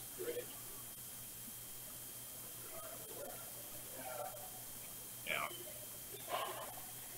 See the notes there. It says 1 BROS project. Where is it? It's in Grant. Yeah. North side of there. South of A42 and east of R20. Pretty level B, pretty low traffic road. Is that the one we put off a couple of years ago or something?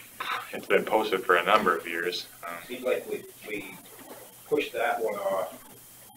You said east of, East of R20, the first mile. yeah, that's probably the one we pushed back a year or two because of Friesenberg and Larson's. They had a number of them that were. I don't know, it's been maybe 2014 since we did that one south of their place, and I don't remember. That was a couple of years ago we did one up there. One south of there, Is it that long ago? yeah.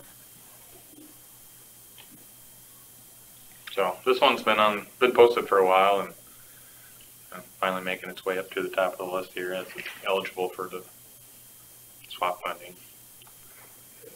So ambitious year. On top of all of this, we have the one large bridge or large pipe project left over from last year, the one northwest of Thompson. And in addition, further down there, the G24N maintenance box, that's an 8x5 box culvert, pretty big. So that's a big project too, but considered under maintenance since it's already a culvert.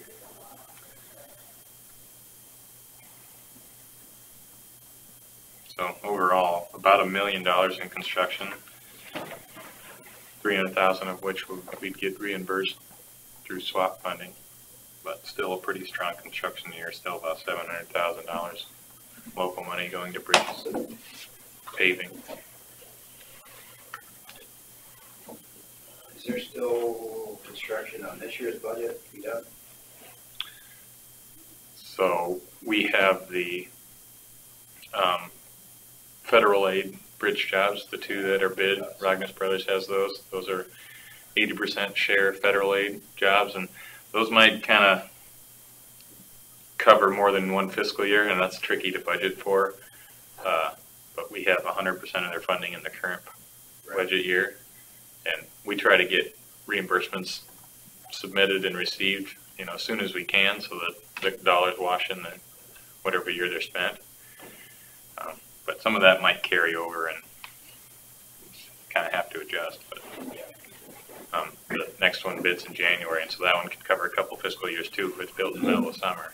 So The one northwest of Thompson, is that this fiscal year? Mhm. That's this one, yeah. Yeah, again, we were hoping they would bid and get started in the fall, but with the way things shook out last fall, didn't have a chance to.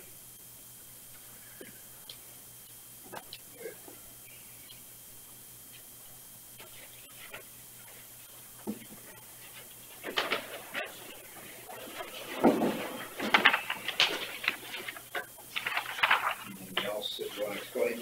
Yeah, so our equipment budget for this year is split between two different spots. Secondary road fund has 300,000. In the third page there, under new equipment. And that's for what? Well, that plus the rural basic 200,000, that makes about 500,000. And we can swing it, try to get a new truck and a maintainer out of that. Truck or maintainer? Hopefully both. It kind of depends on whether we trade or auction items and what kind of bids we get, and if we need to stretch it into the next year or whatever, but that's what an ideal goal would be. Things change a lot through the year as well.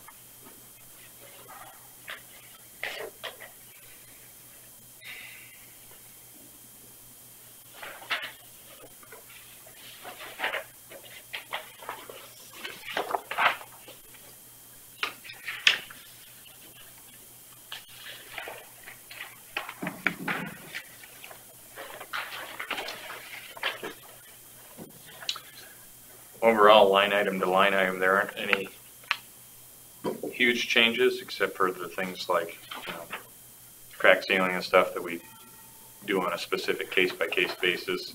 Otherwise, most of the adjustments are pretty minor in terms of just overall maintenance items.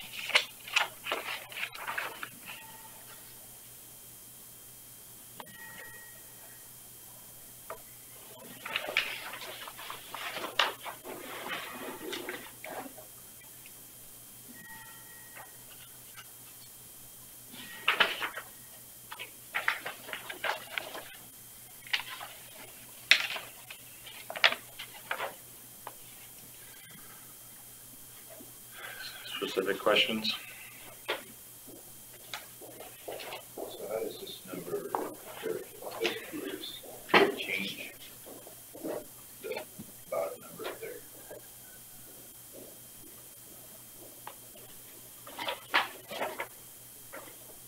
And what number are you looking at here? On page 44 and the green one? Is the green one on page 3 or whatever it is? Your overall expenditures?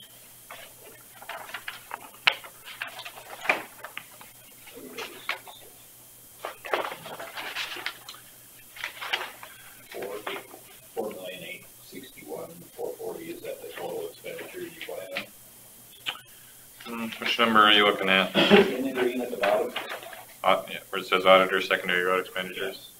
It says, yeah, so 17,000 or whatever is the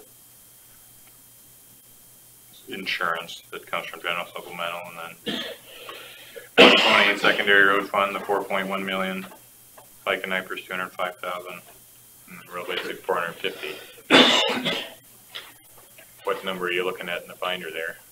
Well, it's the bottom number, department request. What's it say in the book there?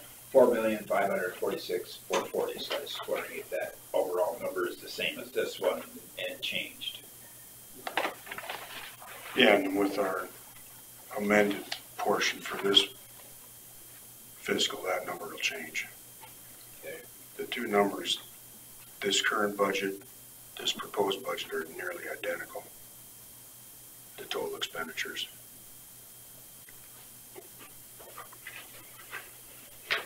If you look at page, I think what he's trying to get at is where's the number? Well, it shows last year's approved for 2019 was 4.8 million, 53,000. And it shows 4.5 million this year, like 300,000 less, but it shows 4.8 million here. So I'm just wondering where that difference. Give me the exact number there. Yeah, like everything that the total's done to the bottom is different. It's like there's something missing. What's that? 4,546,000. What is it exactly? 440. 440. Yeah, 4,546,440. Just what the bottom number is for request on this sheet. But whether some don't think was missing in this compared to what you had Yep. figured in here. This current budget only had 300,000 towards our gravel crushing. We're paying the entire thing now this year with the upcoming amendment. So that number you're looking at, That'll raise it up to this number then. yeah, real close. You're talking about 2019, right? We haven't done that amendment yet. Okay, but I'm talking about 2020. It only shows 4,546,000. No, our numbers show for it. Just curious. Yeah, so I'm not quite.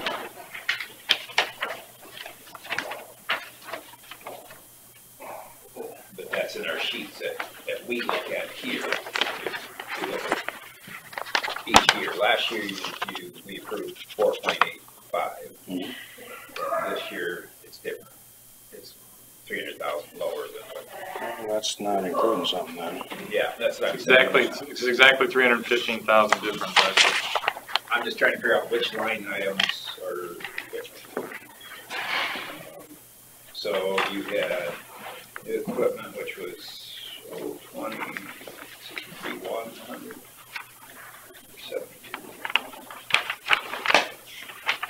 7,200. I'll just look at the big items. Equipment. Yeah, it doesn't have a new equipment in it. Yeah.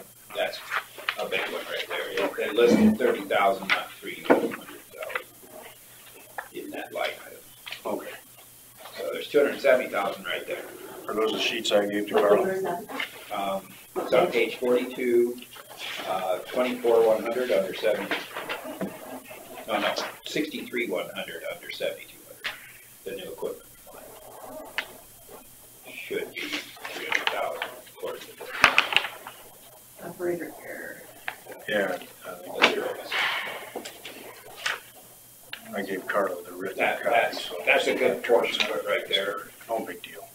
It was like, there's probably another error there somewhere because it was more than 300. 315,000 is the difference between what you gave me and what we had in this spreadsheet.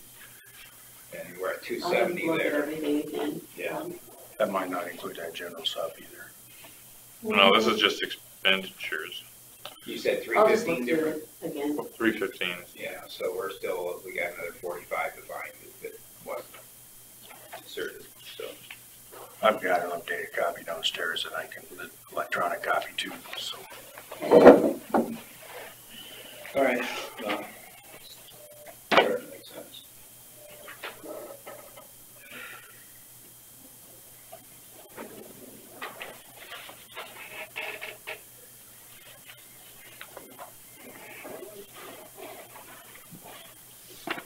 There's no transfers from general basic.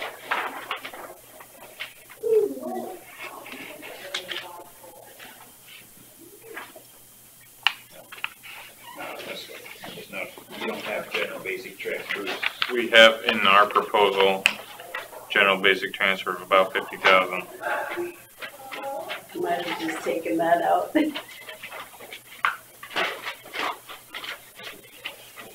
Our general basic cannot support a transfer.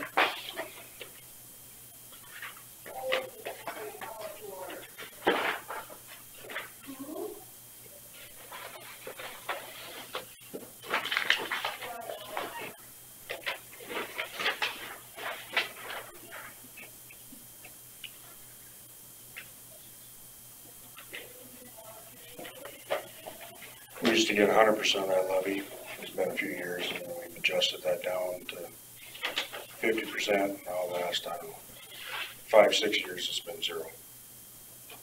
So, be nice to- One of those 5 years, we got some traded off for real basic, I think. But Yeah. Nice to get at least 50% of that back someday. And that makes, You used to only get 300,000 out of the rural basic too, though, and you get 400 and you're asking for 450 this year too. yep, we increase that every so often too, yep.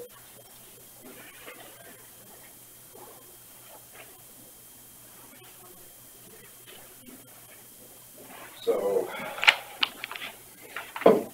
take 50,000 out of general basic. Where would you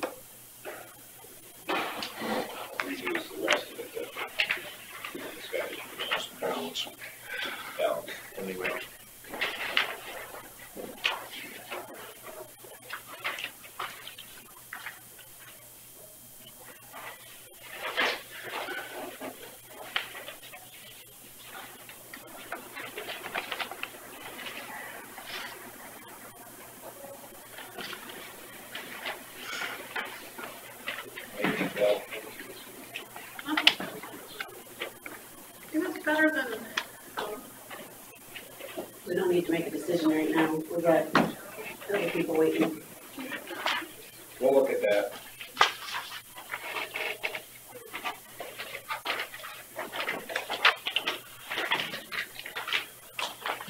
I got one more thing to cover too before we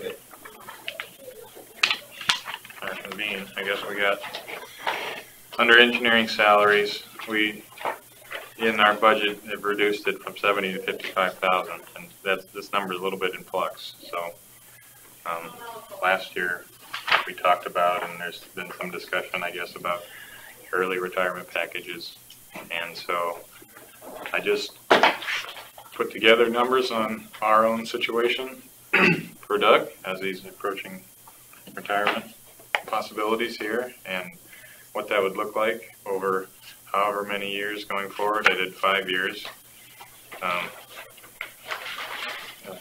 In our case, if Doug were to retire, we would hire somebody. Most likely, I would think to be somebody more recently from school, or somebody switching career paths, whatever, somebody more of an entry level type of position.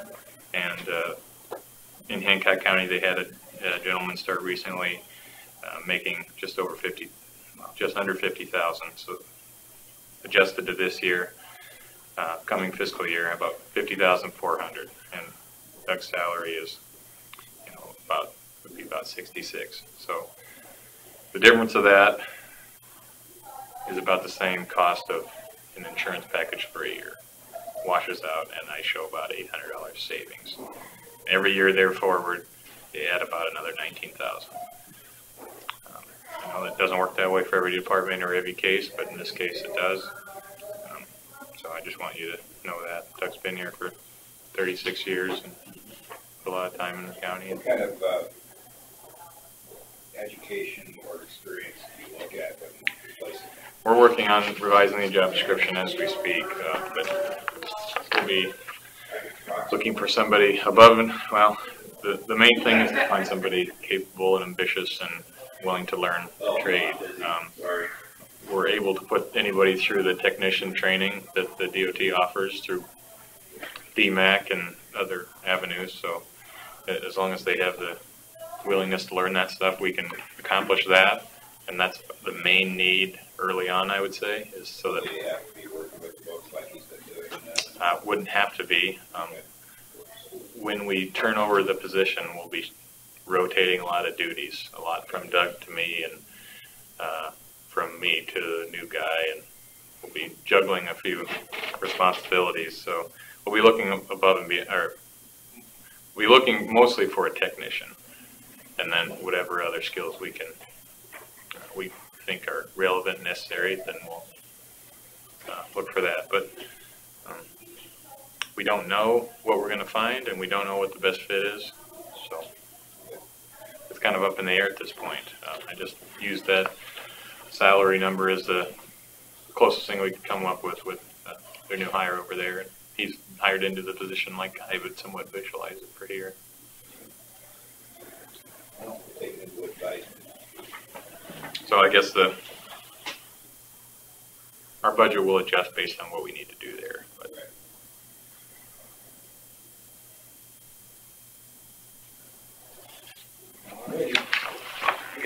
Give you a copy of what I put together.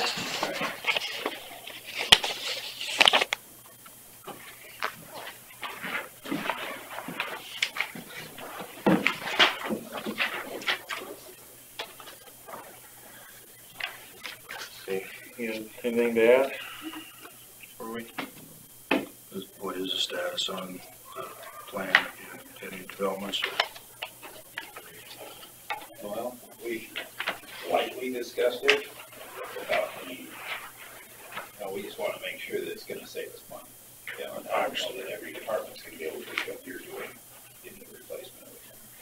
Like with her last year, you were able to drop a position that saved money. But in other cases, I'm not sure how we came out of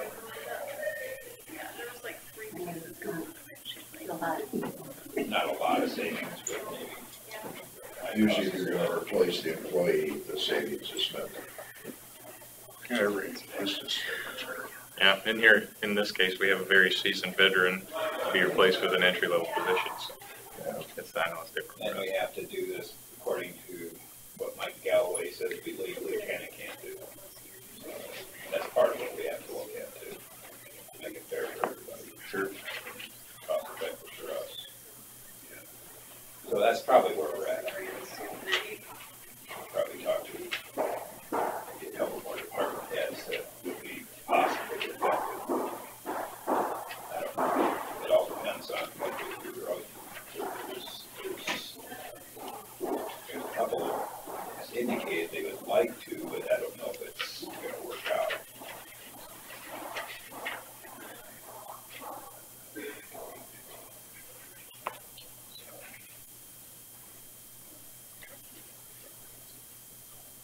You mean their 3-year plan that they're currently under it, Terry, or what? What do No, you like mean? Denny Tweeden. Like we did Like last year. 1 year, okay. Sounds like there may be another one too, so I'm not sure. And that would have to pencil out too. Because then you would qualify under your current policies. You'd have to be under what we did last year. You got our 14 or something.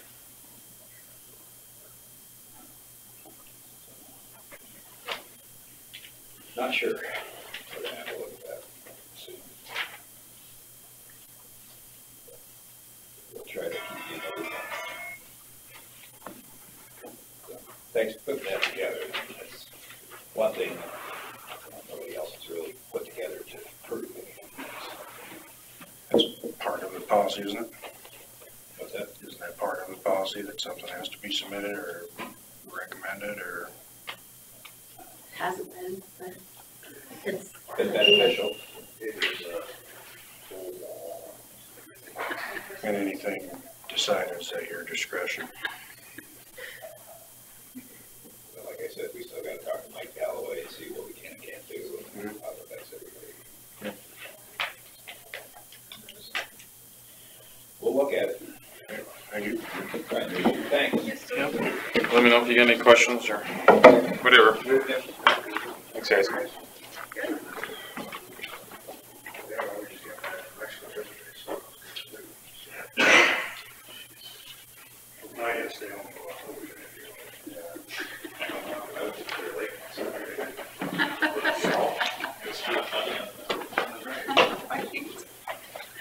Communications is Department 37. Good morning. Morning. Sorry about all the confusion, Carla. No, it's okay. I had My fault, I a didn't 9, realize they had a meeting at noon, so. yeah, I had a 9:15 with. We're doing communications first. There was open forum beforehand and a lot of yelling, so. Okay, so this is, I've updated it since I turned it in to reflect the raises.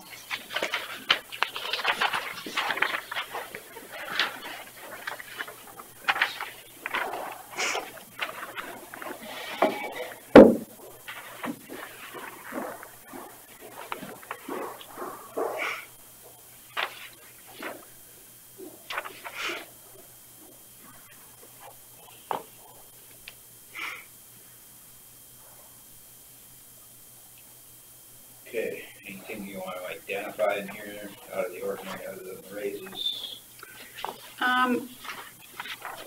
So the IT budget, and Brad's gonna come to the meeting and explain everything that we need to do, but, one of the things that he talked about doing is having a host computer as a backup in Hancock County, and I think it's like 22,000. That will decrease our monthly bill. So we were talking about using the 12,000 that we saved this fiscal year for IT projects, and then the money that we would have planned on saving next year to pay for that. So that's what under infrastructure IT, that 12,000. So that'd be a little different than what we normally do, but. And that would actually, with that host, it'll take our monthly bill down just a little bit.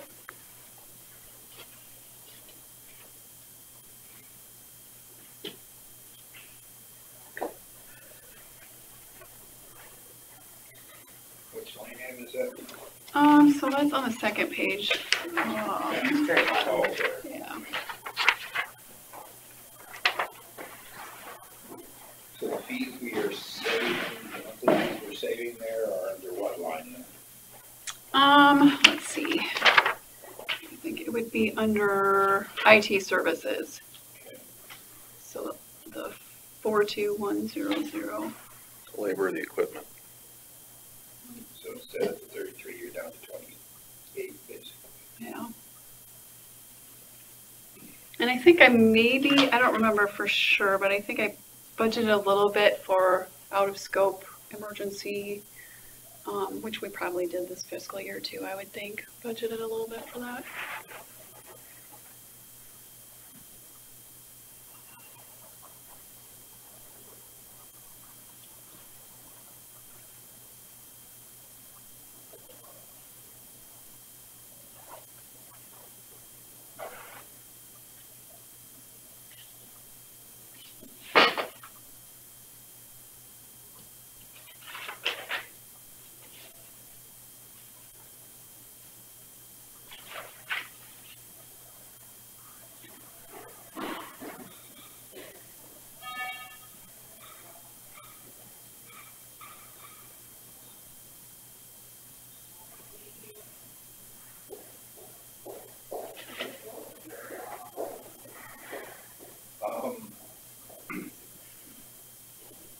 This tower that's going up right now by Thompson.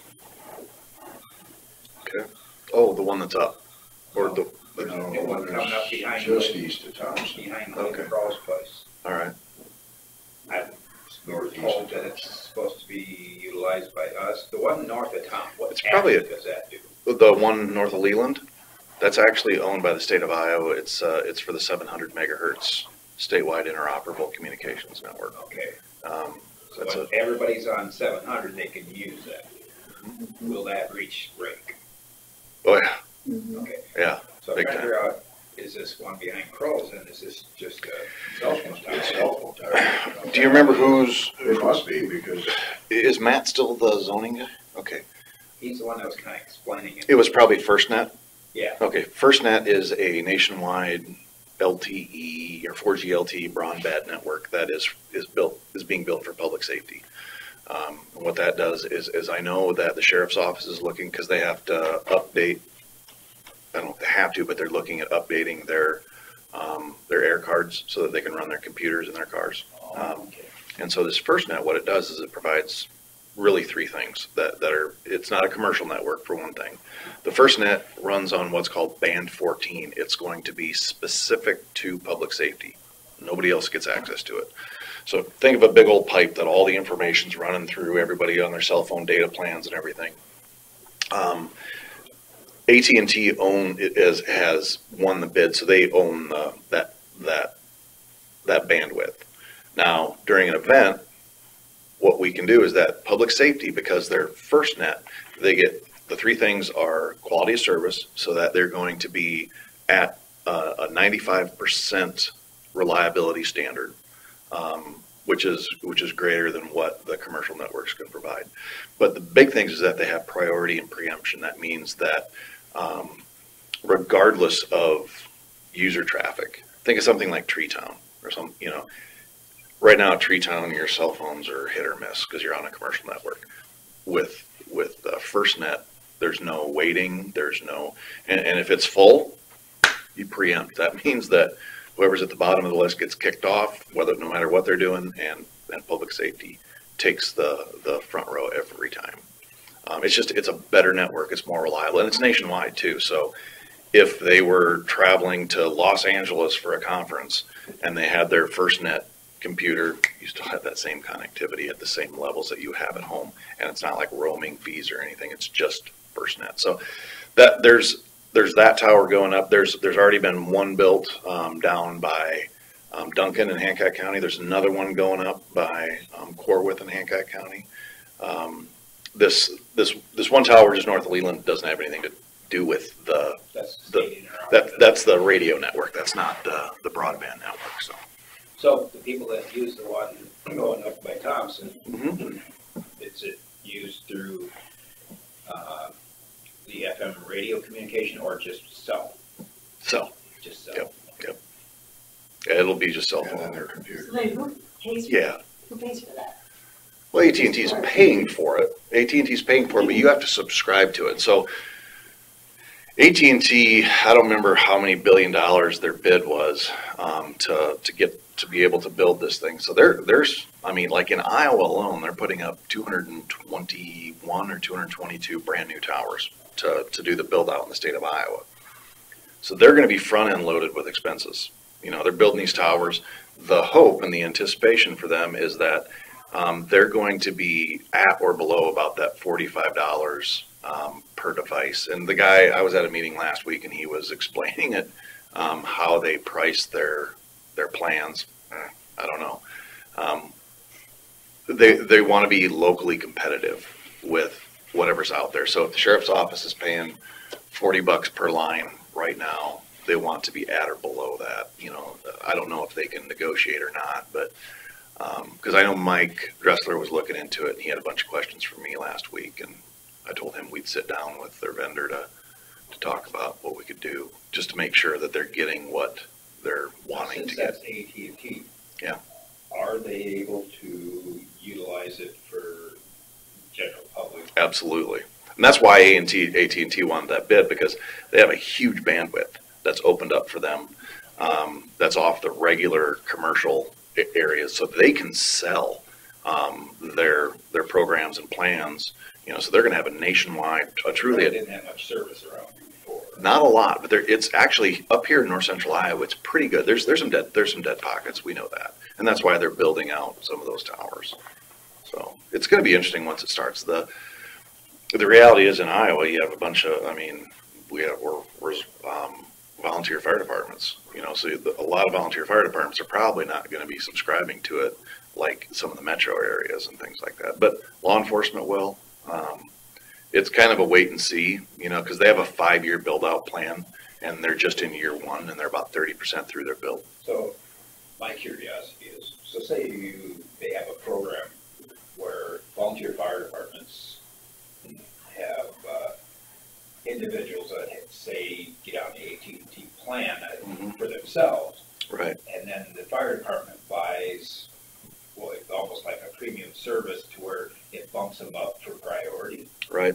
What they can do on that is a lot of cell phones now are being created with dual SIMs. You know, when you go in, you got to put a SIM card in. So what they can do is do a dual SIM, so you can kind of switch back and forth between your personal and, you know, and I was wondering in the if you first can have a cell phone with 2 lines. Yeah. I think they're talking about, with some of the devices that they're coming out for FirstNet, you can have, I believe, up to 10 lines on one device. You know, so you can have that personal account. You know, and like I carry 2 cell phones. You know, you got work and you got personal, so that way they're not commingled. But I don't know how that's going to work out. Like I told them, you know, okay, so if you're sitting on your personal device looking at Facebook or doing whatever you happen to be doing, whatever you happen to be doing, and then that's your work phone too, that you know, just by pushing a button, I don't know. It's almost like it wouldn't have any priority doing that. No, it wouldn't. It would if you were working. No, exactly right. Yeah, you could switch over to that band 14 in the FirstNet spectrum and have all the quality service priority and Kind of preemption. like if I go on my Gmail account, I have 3 Gmail email accounts, and I can switch from one to the other, but I have to manually do it. Absolutely right. Yep. And there'll be some securities, and just like you do now. I mean, like we have it. Anybody that wants to get work emails here in Winnebago County that come off our server, we have a security policy.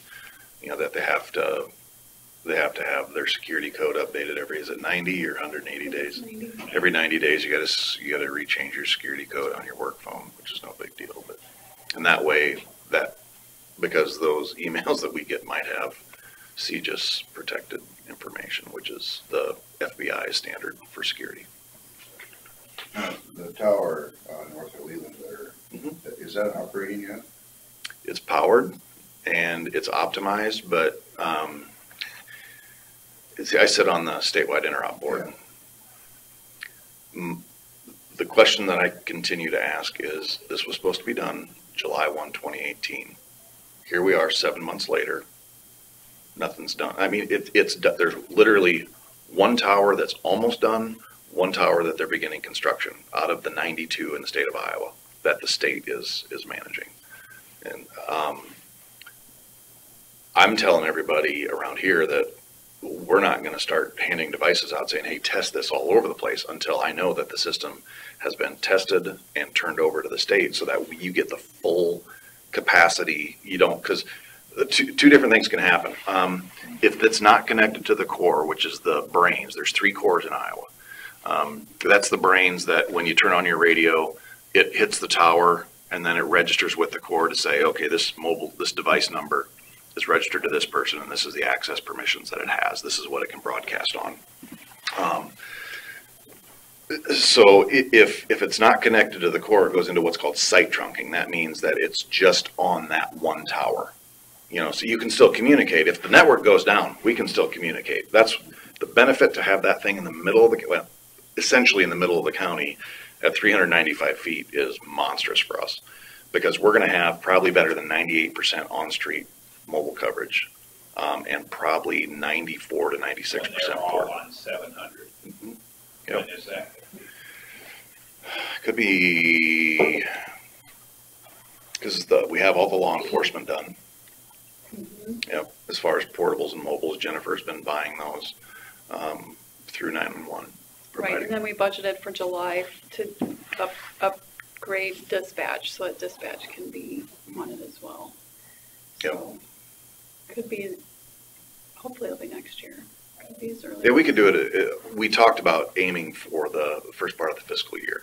And you have to apply for access and stuff. I happen to be the chairman that grants access to that, so I think it'll be pretty easy. And that'll eliminate the radio problems in a week or whatever. Paging problems, no, because this is just voice communications. It will still have the same paging issues. Well, what the new ones coming for the law enforcement, like do our law enforcement have it yet? Mm-hmm. Okay. They were saying they had an incident at Rake. They were up in Rake and they couldn't call for backup. They don't have them yet. They have the radios, but they're ordered not them. connected to 700. Okay, exactly. Dave said there was some equipment. Yes. Yes. So yeah, some of their equipment take is. care of that problem. Well, yes, it should, but I mean, until we test it. Now, what we're finding is that they say that you have about an 11 to 13 mile bubble around your tower that you're going to have really, really great reception with a portable radio. What we're finding, Barry from Electronic Engineering, he has his affiliated with the Mason City Tower. He was driving up and lost the tower as he was pulling into Albert Lee on a portable. So that's a lot better than what a lot of, and so that's kind of what we're hearing as people are going live with it. Worth County is live with it. Westcom in Des Moines is live with it. Dallas County, Woodbury County. They've been using the system for well over a year, and they're finding that their footprint is significantly larger than what the computer modeling is showing. So I'm optimistic that we're going to have really great portable coverage. Now, you get yourself down into a basement, into a structure, especially you get like a structure like this with thick walls and everything else. Those 12 to 18 decibel dB buildings is what they're called. That decreases your chance of hitting the tower. But Kossuth County, their coordinator was in the basement of the hospital in Algona. So he's literally way underground in a concrete structure, and he hit the BRT tower on BERT tower on a portable radio, which is phenomenal, which is better than they've ever had. So until it goes live, which they told us in December at our meeting, mid-January, and they told us at our meeting on Thursday, we're really optimistic that it's going to be done soon. You know how that goes. Well, just every once in a while, there's somebody that shows up and doesn't work there, but it's never been very long.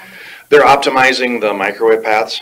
They're making sure that, because the microwave shot goes to BERT and goes to Mason City. And so what that does is that if the microwave link goes down between the Winnebago Tower and the BERT Tower, we still have connectivity back to the core through the Mason City site, because everything is in circles, huge circles throughout the state. And then if both of them would go down for some reason, we don't lose communications. We're just hitting one tower. which is probably all we're gonna affiliate with anyway, to be honest with you, so. It's exciting, I mean, because this is the first, type of this 700 technology that's going on a statewide 700 platform. So it's super exciting. So is it mostly the cell phone fees that are paying for the FirstNet? radios? No, well, yeah, Yeah, for our county, yes. Yep. We're using 911. yeah, and same in Hancock County, you know. Worth County, I think they got a WCDA grant. Wright County, they did a levy, or not a levy, they did a bond for, it was like $2.5 million, you know, something like that, to do everybody all at once. You know, we've been telling our responders, it's gonna take some time, you know. 911 funds are limited, and we're gonna. So Worth County's doing all of theirs at once? Yeah. Any way we can apply to WCDA for, say, the fire or? We can ask, or yeah. EMS or somebody? Yeah, we can sure ask. Yeah, we can do that. You know, the pot's a little tougher to get into, but Well, we could ask for Lake Mills Fire and Lake Mills Ambulance, you know, because Yeah. you know how many devices that you need. Forest City. And goes Forest to City Worth too, County. yeah, they go north. Forest City as well, yeah. I'm planning I'm gonna try to use Hancock County money to try to supplement Forest City Fires as well. Because they respond into Hancock County, they go into Worth. Obviously, and I don't wanna saddle Winnebago County's 911 with all that when they have a large response area in Hancock County. So I'll buy as many as I can, but I mean, you can buy anywhere between 12 and 15 a year. And like Forest City has 7 apparatus. I think they already have one, don't they? Forest City Fire? Forest City Fire does, Yep. yes. So that's to outfit just their trucks is another about 30 grand. You know, they're about 5,000 a radio by the time you get them installed. You know, and then you start talking portables and Yeah, I Those think are the same Lake price. Mills Fire has one, and I think I might have got one for the ambulance. So I just told them if they were gonna get new radios, let me know first, so we could pay for that. But, so there's a few out there, but mostly we've been concentrating on the officers. yeah, the heaviest user. So makes the most sense. Where would EMS fit in on this? Probably number 2, just because they're the second heaviest user and they have less apparatus to outfit. So to be able to, you know, because Rake has a unit, obviously Buffalo, Forest City has 5. Well, Oh, yeah, two 5 that paramedics, yeah. And then Lake Mills with 2. You know, it's just, I mean, to be able to do that. And then again, the portables is that's kind of the kicker. You know. All right. Okay, I suppose we better go over the 911 a little bit. Yeah, the only thing that changed on that is the traffic signs. I took that down to 2,000. So other than that, this is what was published. I don't enter anything for 911 until after the budget is done because 911 is non-departmental or non-budgetary. So Oh, so you got 0. I don't put anything in there until we're done with the budget. I forgot And about there's that. I no- should have printed a copy of what I Right. had for And you. obviously with 911, there's no county money that goes toward it whatsoever. It's all funded through the surcharge. This is where it shows up, where we buy the radios and Yeah, so I Do you budgeted, want me to make a copy for me? sure. I budgeted 100,000 for, and I think 80, that was it about 80,000 for dispatch? Yeah, we gotta get let's do that this morning or early afternoon, is get a hold of Sherry to get that done. And I might just go right with Dan Pohl, her boss, to get it done. The quote you mean, or? it's 66, right after the community. And again, that 100,000 will buy, well, it's gonna be about between $75,000 and $80,000 to upgrade. Cause it's computer upgrades, you know, cause this is all, not the old day where you just have a radio now, it's all computer driven, it's all Ethernet driven.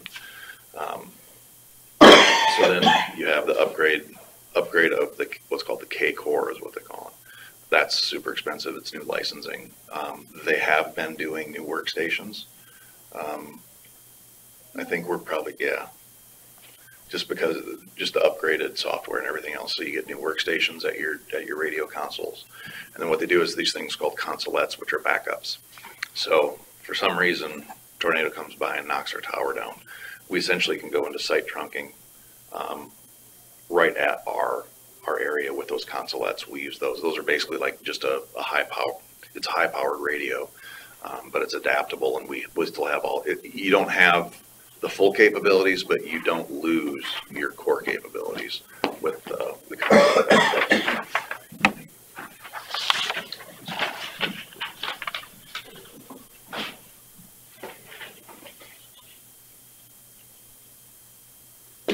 And will there be any decreased costs with the state 911?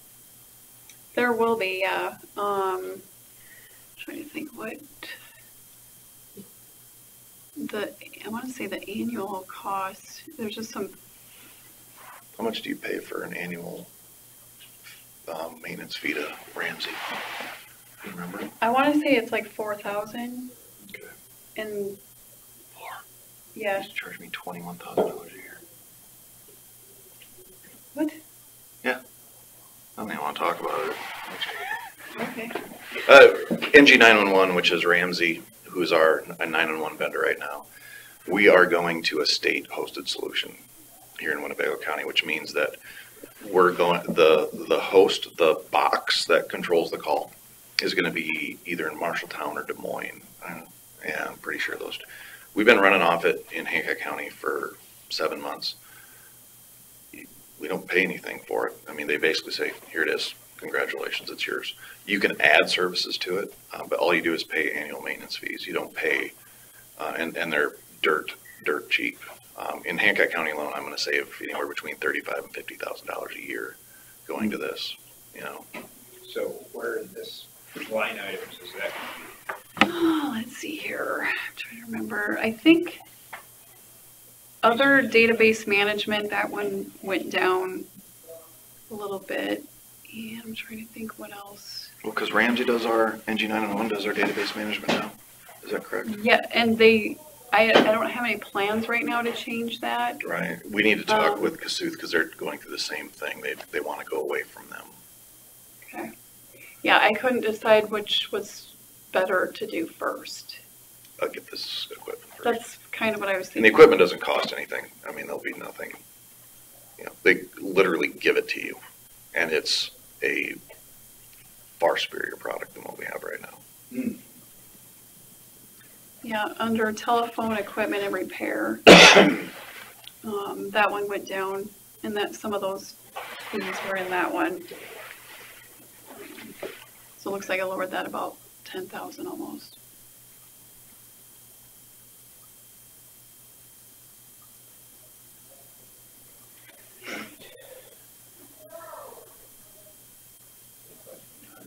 For equipment. Yep, for the new radio equipment. So about 80 of that will be the dispatch, and then we'll have a little bit left over for other radios as we need them. And if we get into next year and decide we want to purchase more, we can look at, you know, how much money we have and if we want to do a budget amendment to spend some more money. But I didn't want to take that down our reserves too low either.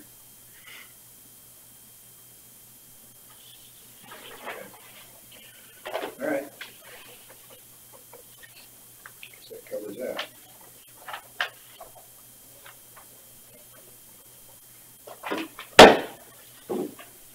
And your emergency management isn't gonna change or anything?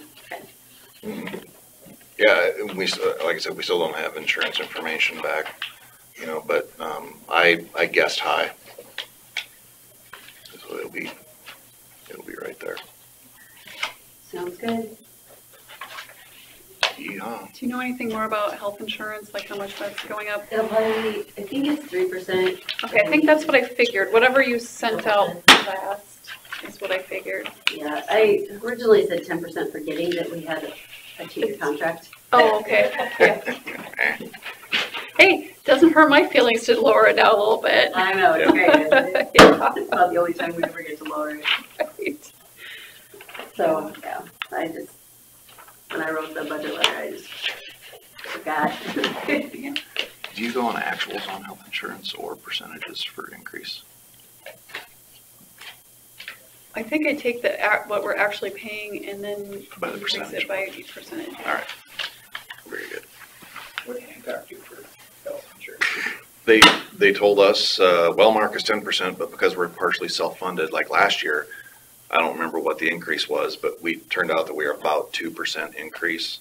But because that partial self-funding, and by the time they figure everything out, and it really depends on how many claims we've had, or I think they'll, because Jerry said just guess high and guess 6% increase, you know, in what that's going to cost. But you know, what's going to actually come in, and we're hoping between 2 and 3. But it could be 4 or 5. You just never know. But It's always nice to keep track of what everybody else is paying. yeah, and they don't know yet. That's so when we turn in our budgets down there, what drives me nuts is that we don't write anything in for health insurance whatsoever. And so because in communications in Hancock County, when you start sending, like, people saying, hey, what do I got a budget for next year?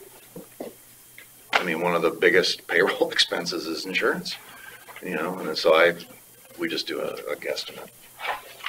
Right or wrong, that's what we do. Well, thanks for working with us on the timing. Yes. Yeah, absolutely. Yeah, I'm glad it worked out.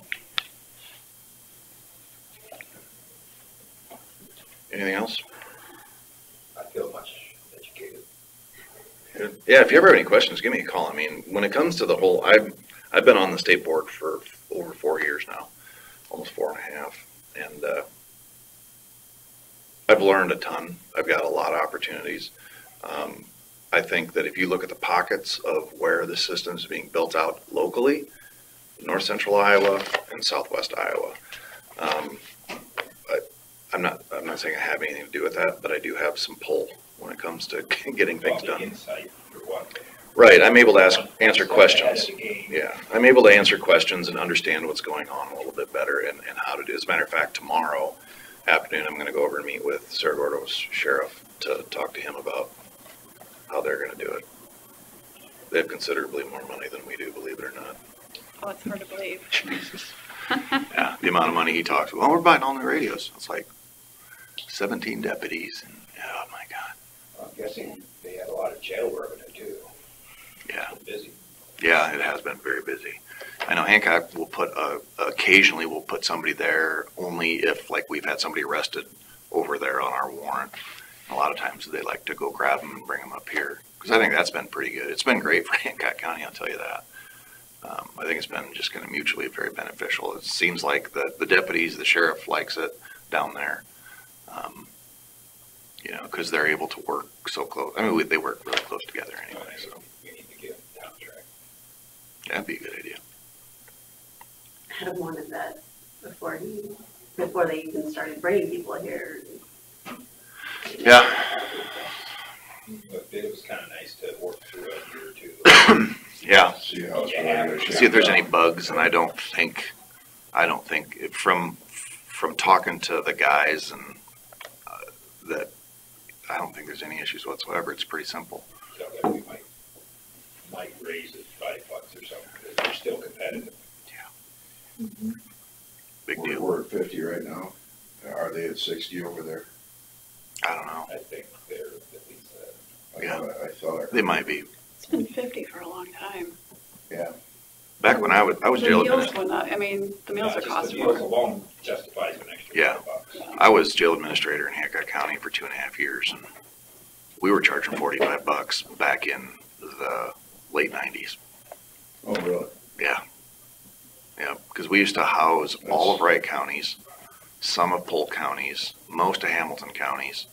And our jail was always full. We only had 9 beds, but we always had 8, 7 to 8 people in there, and we'd have 1 or 2 of our own, and everybody else was paying. So, but then everybody built jails, and We only average 20 to 25 in ours. it can be stupid busy. Ours. Yep. Yeah, and the folks that stay are just problem children. I mean, it's a complete headache. Yeah, it's, Seems like you have the same visitors. all the all the time. time or? Oh, yeah, it's It even goes into CSS, it's a lot of. Oh, yeah, you'll see their names too. Yeah. Self-inflicted. Yeah, Medicated problems. we've got a few people in Winnebago. I mean, we have one real standout that calls all the time that has some pretty severe, not a dangerous person, but just a complete pain in the butt. We have kind of the same person in Hancock County that always calls with a demented thinking.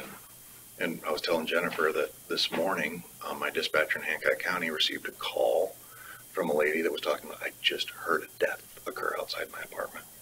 So she's like, all right, where are you at? She couldn't understand the lady, and she said she was just talking funny, and got to question her and say, okay, what's your address? And it was no ad. I'm by the Red Hills shopping area. She's like, what state are you in? ACT. Oh. Okay. So she starts talking to her, like, okay, and she just keeps asking her questions like, okay, she might have heard a murder. What is it? Turns out this ACT is Australian Capital Territory. Oh, The gal really? called from the Canberra area, and she was in this apartment complex across from by this school, across from the Red Hills Shopping Center. And so when I got to work this morning, Carrie, our dispatcher, goes, I called Australia last night. I'm like, what? She's like, well, she said that she heard, and so they called up, and it was kind of funny because, half a continent, half a world away, quite literally, they called up and she finally got the number to their dispatch center, called them and said, hey, this is where I'm from. This is what's going on. When you get a name? Yeah, name's Amy. And then he goes, and he knew her last name right away. We deal with her all the time. I'm thinking, well, thank God it's not. No idea. She must have hit some buttons wrong on. Random buttons and picked up and it was the administrative line. It wasn't a 911 call. And so Carrie kept telling her, you need to hang up and dial 000 on your phone.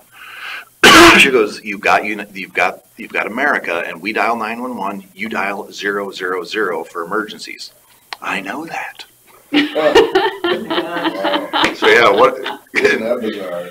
And so Carrie was all worried about getting in trouble for calling Australia. I'm like, you're not going to get in trouble. I mean, good for you for going that far. I guess technically they're not contributing much to our services up here, but No. it still could have been It could have actually been a homicide. Somebody could have been getting hurt. So Somebody else being. yeah, And yeah. or Just the other way around, and something was happening here, and somehow we dialed 000. Yeah. Be nice if we got Yep. taken care of. So yeah, it's amazing to me how the amount, like when you go through the log every day, it's like same name, same problem. It's just, yeah, it is what it is. Yep. All right, well, thank you. All right, thank you very much. My purse. Yeah, don't leave me. It's not my color. This is the greatest thing I've ever bought. I swear to God. Not that working with cops ever get made fun of, but all my stuff's in one place. Yeah. I don't know. Please have a good day. Yeah, thank you. So I've had Tommy Thompson call me twice. I wonder if I should still talk to him a little bit. Yeah. Sheet. I put that.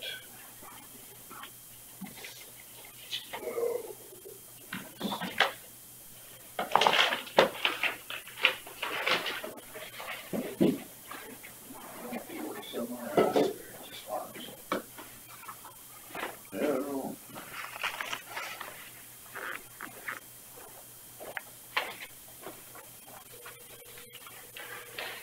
Do you know when we're back home here? Staying or eating? Yeah. Okay. At least I forgot to mention it. Hey, guys. Well, Melissa said she sent the, She probably did. It's probably on the board. Chris probably took care of it. Well, no, I think I did, but sometimes I just pick it up and I don't really. Yeah.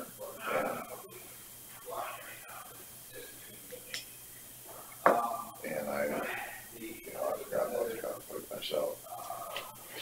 All right. And I had the meeting, it was on the calendar. And you can probably guess who's that. So. Well, it'll be fine. It'll give me some time to get some stuff entered. Because I didn't get anything entered on Friday because of a small emergency that we had, so. No, work. Just some stuff that we have to take care of.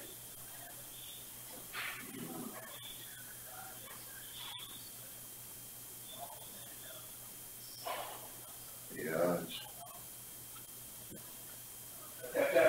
Tell you what, I'm gonna go back on public here. I'll put it here so you can explain to all of them. I just wanted to say that first part. Okay. All right, hang on. Okay, Tom. Yeah. Go ahead and start again on why you think there's justification for the 35. I mean, we could get by with less if we had to, but we're just kind of going with what we've gotten before, and we never asked for more than what we did the previous year. We've got probably our biggest grandstand entertainment budget that we've had for a while, and that's just trying to get more people to the fairgrounds, and we lose money on all of our grandstand events. So we're starting with that. We're probably going to spend $22,000 for the entertainment we booked, and probably not make very much of that back with what we sell for tickets and that kind of thing. As far as the county aid, I mean, we generally, count on that for just our general upkeep, and that's why we have our fundraiser in the spring to help towards entertainment, and so I mean, but we spend a lot of money on electricity, repairs and maintenance, a few wages, that kind of thing. That's what the county aid goes towards more than anything. So now you indicated in your budget grants with a question mark. Have you applied for grants for this next year, or are you going to? Or we always apply for the Winnebago County Community Foundation grant. That's, I think, that'll be in February. But that's if we have a project. That would be for if we actually come up with a project, infrastructure type of project or a program or something. It has to be some kind of capital project. Right. And we've been really fortunate to receive that money for some of but we've had some really big projects here in the last 3 or 4 years. And as somebody who used to serve on that board, I understand it's easier for you guys to get one of those grants than other people in the county because you serve the whole county. Right. It's we serve every community in the county. Right. So, the other thing is on your sponsorships. Have you connected with ITC yet? No, we haven't. That is a good idea. They have a foundation that does sponsor. They did sponsorship at Pucker Brush last year. Okay. And so they're in the area. You just gotta contact them. I passed on information a few years ago, and I could probably get you that information too. Sure. Yeah. If you could. And somebody to contact there, because now is the time of year to be going for that sponsorship, and maybe they can be the main sponsor for one of your grandstand events. Yeah. Yep. So kind of cushion that blow a little bit. Sure. Yep. I don't know if the Alliant would be a good sponsor, since they're trying to have some public relations with the people when they're putting up turbines. That might be another one. Well, I know I tried to get somebody to go to EDF last year. Yeah. I didn't end up doing. I thought there was somebody else we had that would make a better that would represent us with them better, and that kind of fell through. I thought we could have gotten something. Yeah, EDF is the developer, and then Alliant will eventually take it over. Right.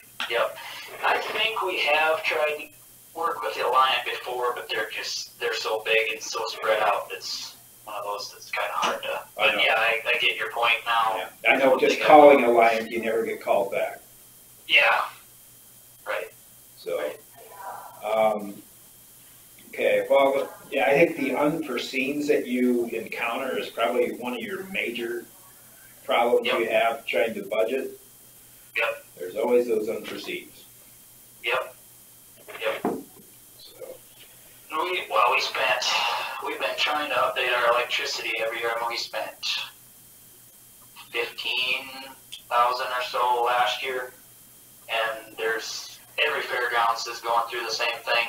There's everybody uses more electricity than they used to, and all our stuff is old, and some of it's not safe. There's still a few more things we could do there. It's just we don't know for sure yet what we're gonna tackle this year. So. okay, all right. Bill, you got any questions for him? No, I don't think so. Okay. Well, I think that kind of answers our questions. We just wanted to give you a chance to respond to things, and we'll take it into advisement and look at it then. Sure. Yeah, and keep in mind our spring fundraiser's March 30th. If you guys are up for attending that again, we'd sure love to have you. All right, March 30th, all right. Yeah, yep. And we appreciate whatever funding we get, because we realize, I see the list for every county in the state, and some of them don't give very much, some of them give a lot. Yeah. And we're fortunate to be, we get a pretty good chunk from you guys, so we really appreciate it. We're trying to make it bigger and better, and we're not a high population county, so it's harder to grow. Everybody's got something else they can do for fun, so, but we're trying, I'm trying to work on building our program up and make sure we got enough 4-H and FFA kids, get new kids involved all the time too. Well, I think some of these capital projects you've done, I think that has helped with revenues, hasn't it, for facilities that you can rent out and things? Yeah, and I think more people are looking for storage. We've talked about putting up another big building, just because some of our stuff's getting old, like those old closets, it's almost time to just, possibly replace them. Yeah, the old bus barn show ring one, it's not really usable, is it? No. I wish there was an easy fix for it, 'cause it's a cool old building. Yeah, if they had done something 25 years ago, it would have been good, but it's been leaking through the tin for so long that those Forever, rafters are, the hoop rafter, curved rafters are getting bad. All right. Yep. Yeah, And that's something that, we may end up tearing that down and use that area for parking, so, one of these days, so. Yep. All right. Well, I think that's about all we needed from you. Okay, if you ever have any other questions, just don't be afraid to call. Sure. All right? Thanks for the info. Yep, Thank you. thanks a lot. Yep, thank you. Yep, bye.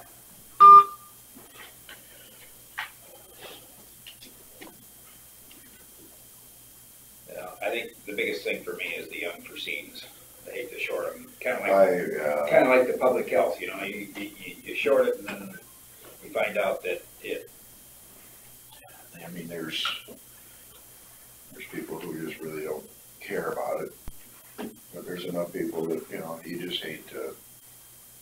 Not everybody in the county is in favor of spending that much money on the fair, but we still have to stick up for the rural people. Yeah. So I guess for now, I'd like to leave it to 35 funding. As far as an input.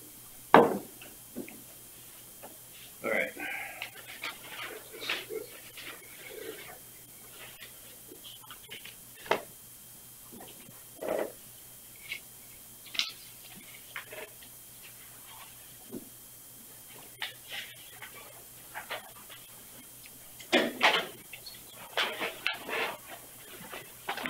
What number are they? Who's that? Fair. What number? 34.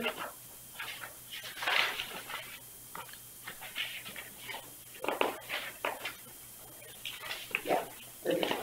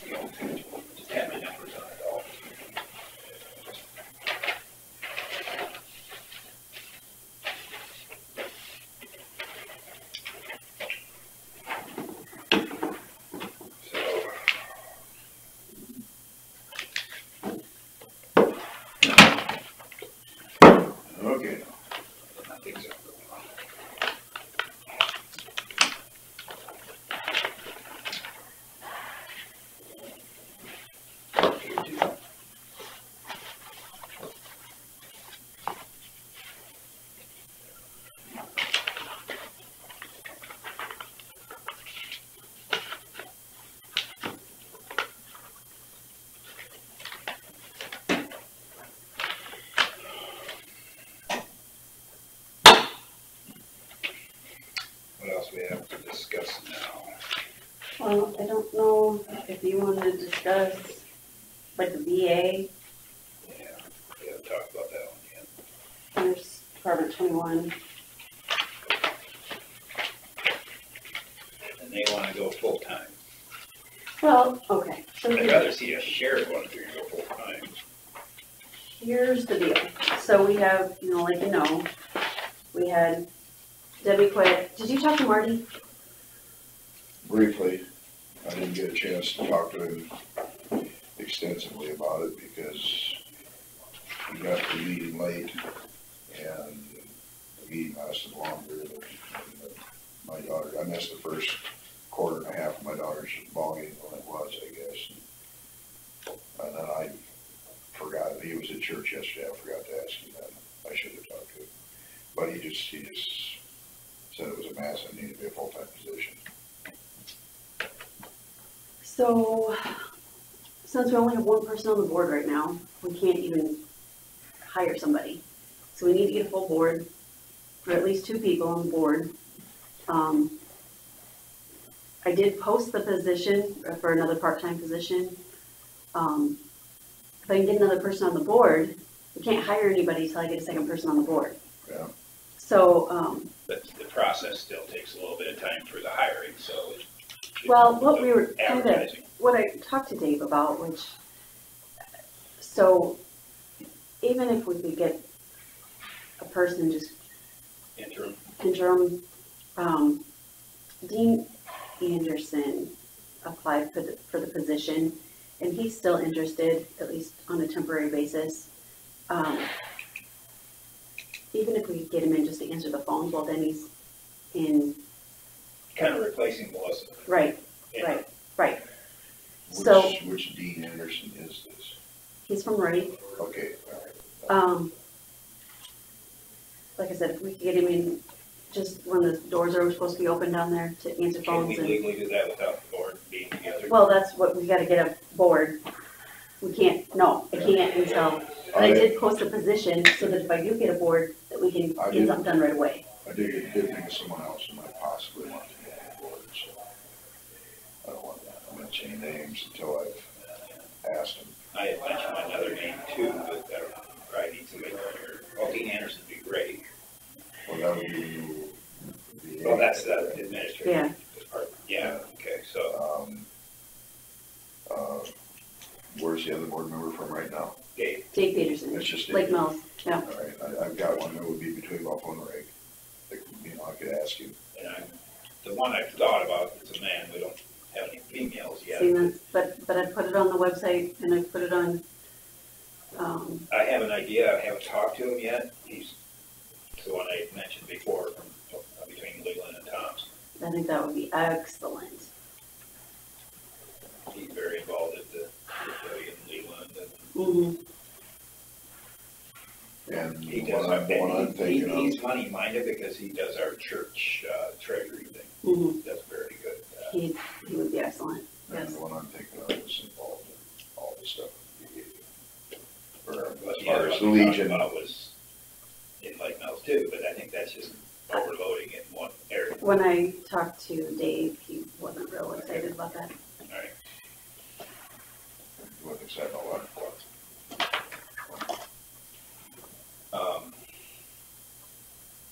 Should I call that one out in the hall, find out? Yeah. Yeah, Call that'd be what I'm great. thinking of, too. Take a break. Yep. Make some phone calls. Saw him yesterday.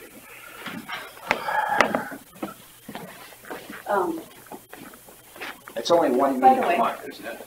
Our external auditors are here, so if you have any questions, they're over there. And then, if you're in the hall here, I can still hear everything you say, so either go in my office or Okay. Everything you say as far as what? the recorder picks up everything in the hall.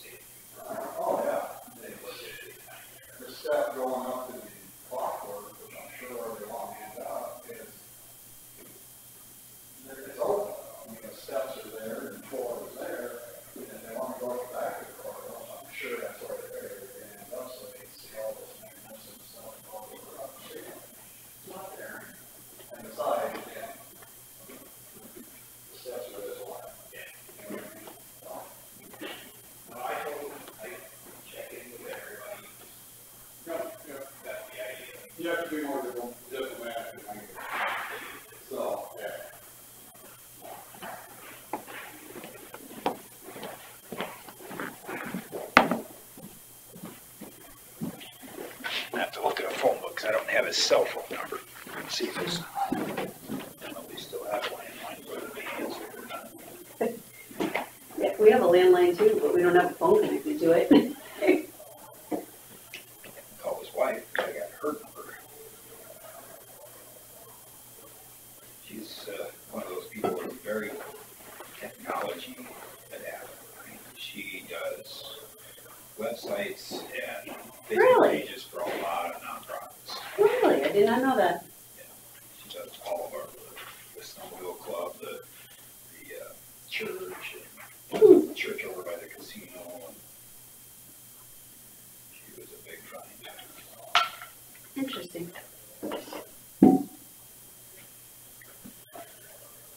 And it's sweet, really nice. Yeah.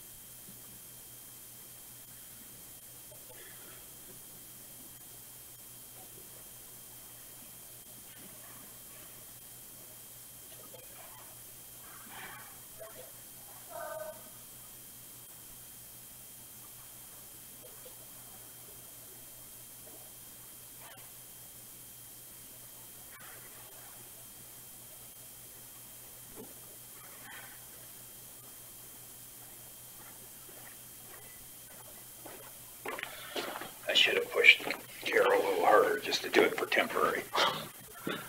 No, he said no. Well, he said he's gonna come up with a couple names. Okay. It'd be nice to just do something permanent right away, but.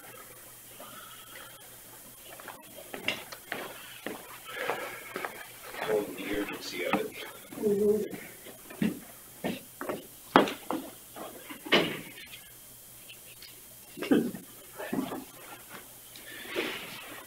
He's gonna do a little investigating first.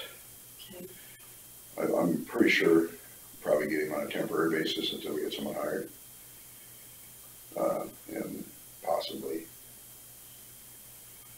And then he knows other, I just told him to write a list of names down of people he might think, he knows the vets, he's real involved with the Legion over there and stuff, so. Always has been. Did you talk to him about serving on the commission? Yeah, on the board. Yeah, okay. Yeah, I don't think he'd want the, The other one. Well, like I said, we've got. he's just, And they have to live in Winnebago County. well, he lives in Winnebago County and he also is a small farmer.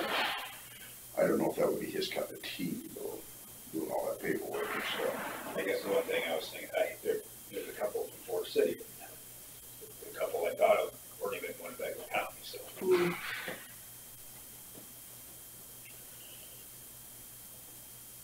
And I told him about Dean, and then, well, the day was the other one on the board. And he's gonna talk to Marty and see what it all entails. So, Do what we can. yeah, Maybe I can later, when I go to the mills, I'll call Carol back, see if I can get him at least temporary. For 1 meeting or something. We can do interim positions, actually, the one I talked to, we have that ability, don't we, just to temporarily fill the position on the commission. I would think we can, as long as it's part of our motion. And then you never know, maybe after they go to a meeting and see how important it is, maybe they want us. and probably wouldn't hurt if they went through the proper channels. Is it a once a month meeting? Yeah. Yeah, so, I'm guessing that's a little bit flexible on their schedules, so. Yeah, they've been pretty good about. well, making sure everybody can go. what I'm talking is a small farmer, so. But I don't think he would wanna work the job into it. Okay. So it looks like if they go full-time, it's gonna add 18,000.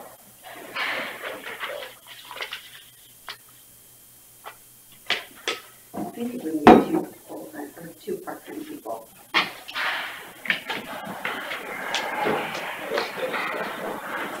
Sarah, that's it. Well, we still got one part-time one, right? One. Is that Yeah, but it's Denny? in Florida. Denny. Yeah. Denny goes south for the winter, so he needs to be the bill for now. That. He's there. I don't know why they think it should be full-time. Yeah, they didn't like working with two different people on board. Maybe just got too messy.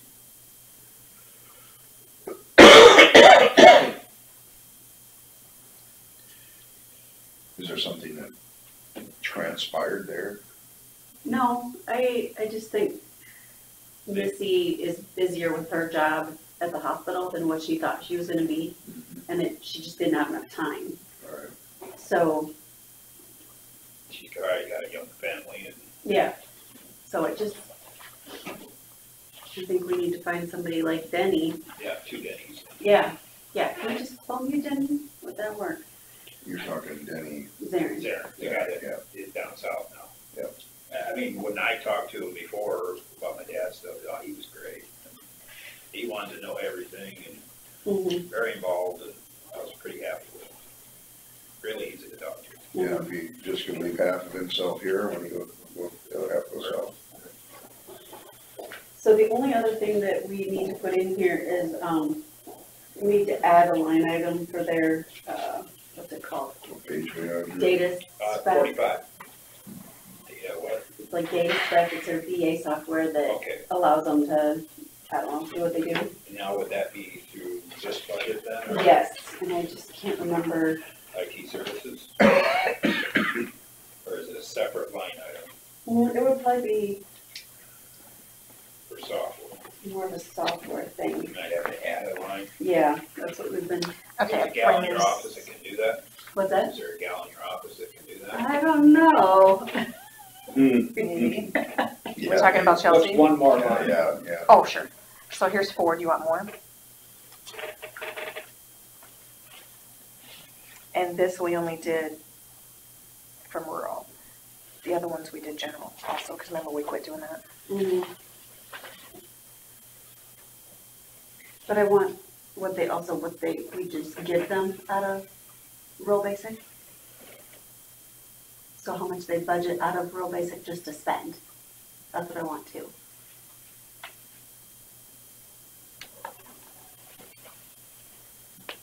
They give them, Give them that. yes, and then they just spend money out of rural basic.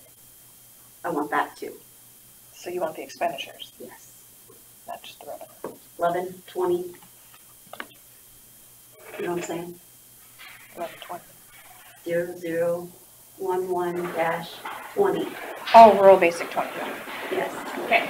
So they've already got a full-time position in here, they got the salary. No, that's 2 part-time, That's 2 part-time. yes. So they've already gone ahead and tested that. Yeah, I mean, Well, why is it? they've tripled It's it only since, so, they've got a little overlap, but when one's gone, the other one's. Well, their actuals for 19 is only 6,300 Trying to figure so out, far. did it get put in as full-time? No, it's for 2 part-time. Because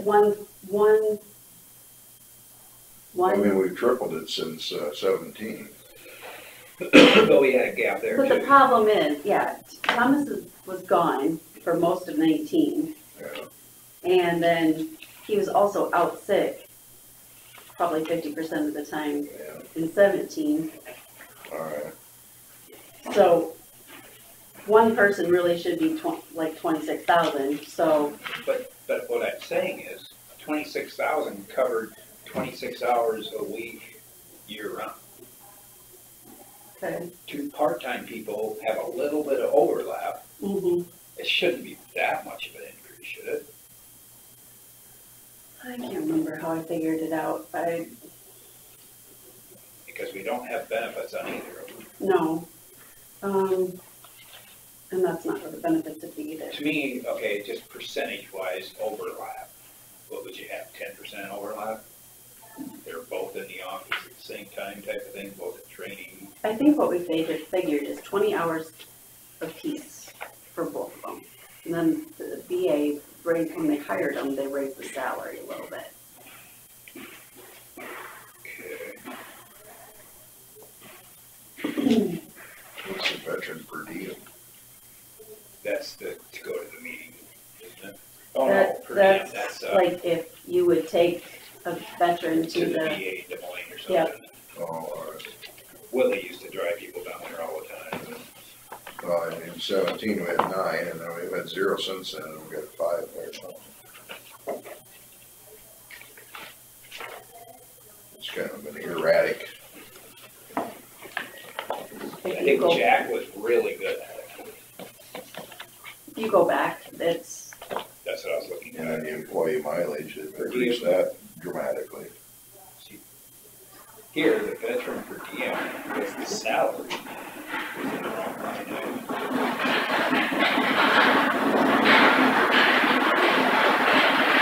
That changed.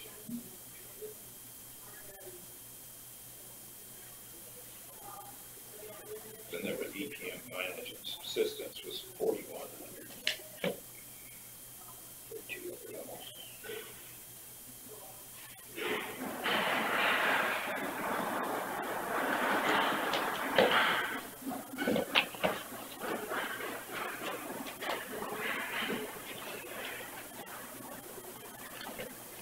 want to have a certain amount of money in there for per diem, because just in case there's a lot that has to go down there. But now with this switch to privatization, if it goes, This is what I want. Okay. That number. you see that on the news, Can I get that for as far back as we have it? Privatization of some of the the services. services. Instead of having to go to a VA facility, you can stay Go to any- local Yeah, and have the same services. That's what they're looking at. So then those per diems would go down at that point, but they haven't passed it yet, so. I'd assume that they thought they could do it cheaper to VA hospitals, so some of the other end of it might go up. But then they have to, like, my dad, when he signs in, he has to sign in where he came from, and then they send him a check for driving there directly. Yeah. It doesn't go through this. Anymore? Well, his didn't. I drove my father-in-law down to do it several times.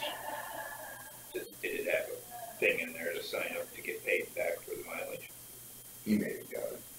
Yeah, well, yeah, when you sign in, it asks on the electronic. Yeah, I remember him signing a bunch of stuff, but I didn't pay attention to that, I guess. I just drove.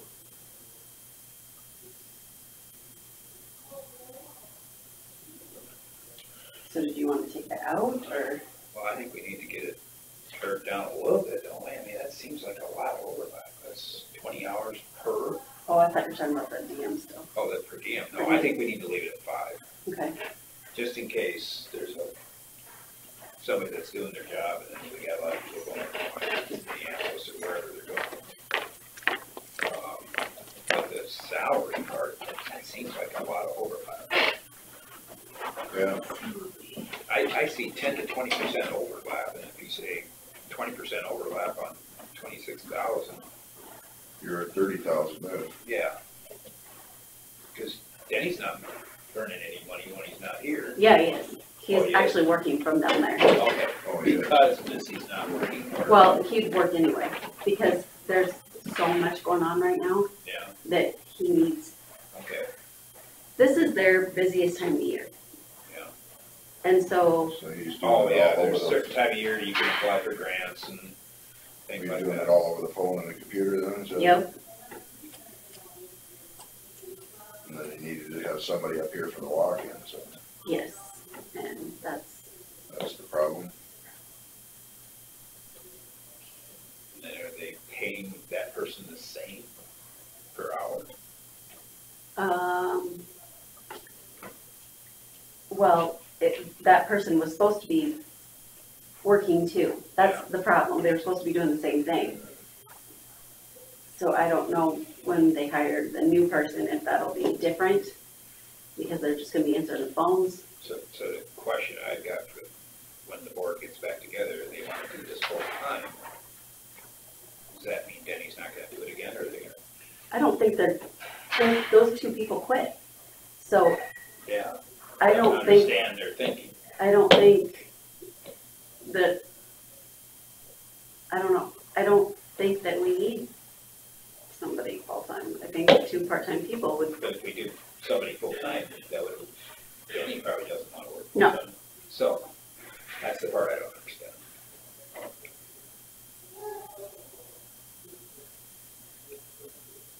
But I suppose it's not our, we have a call on how much we'll give them, that's it, yes, and they have to work with that number. yes.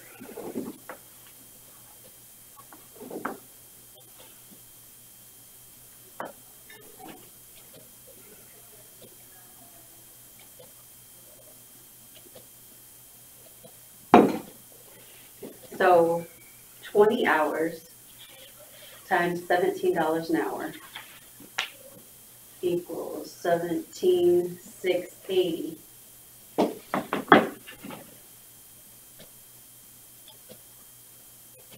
We times that by 2, it'll be 35,360.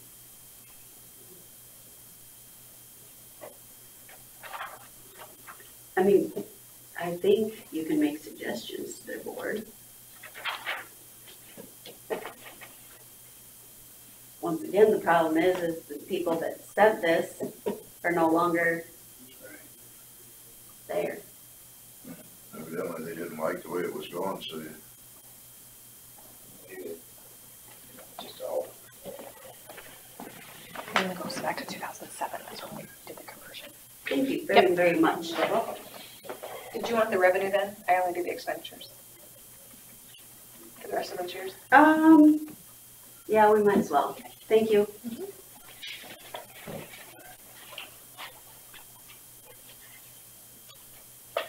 so that would be a $9,000 increase over last year. And they're doing without one of the people right now.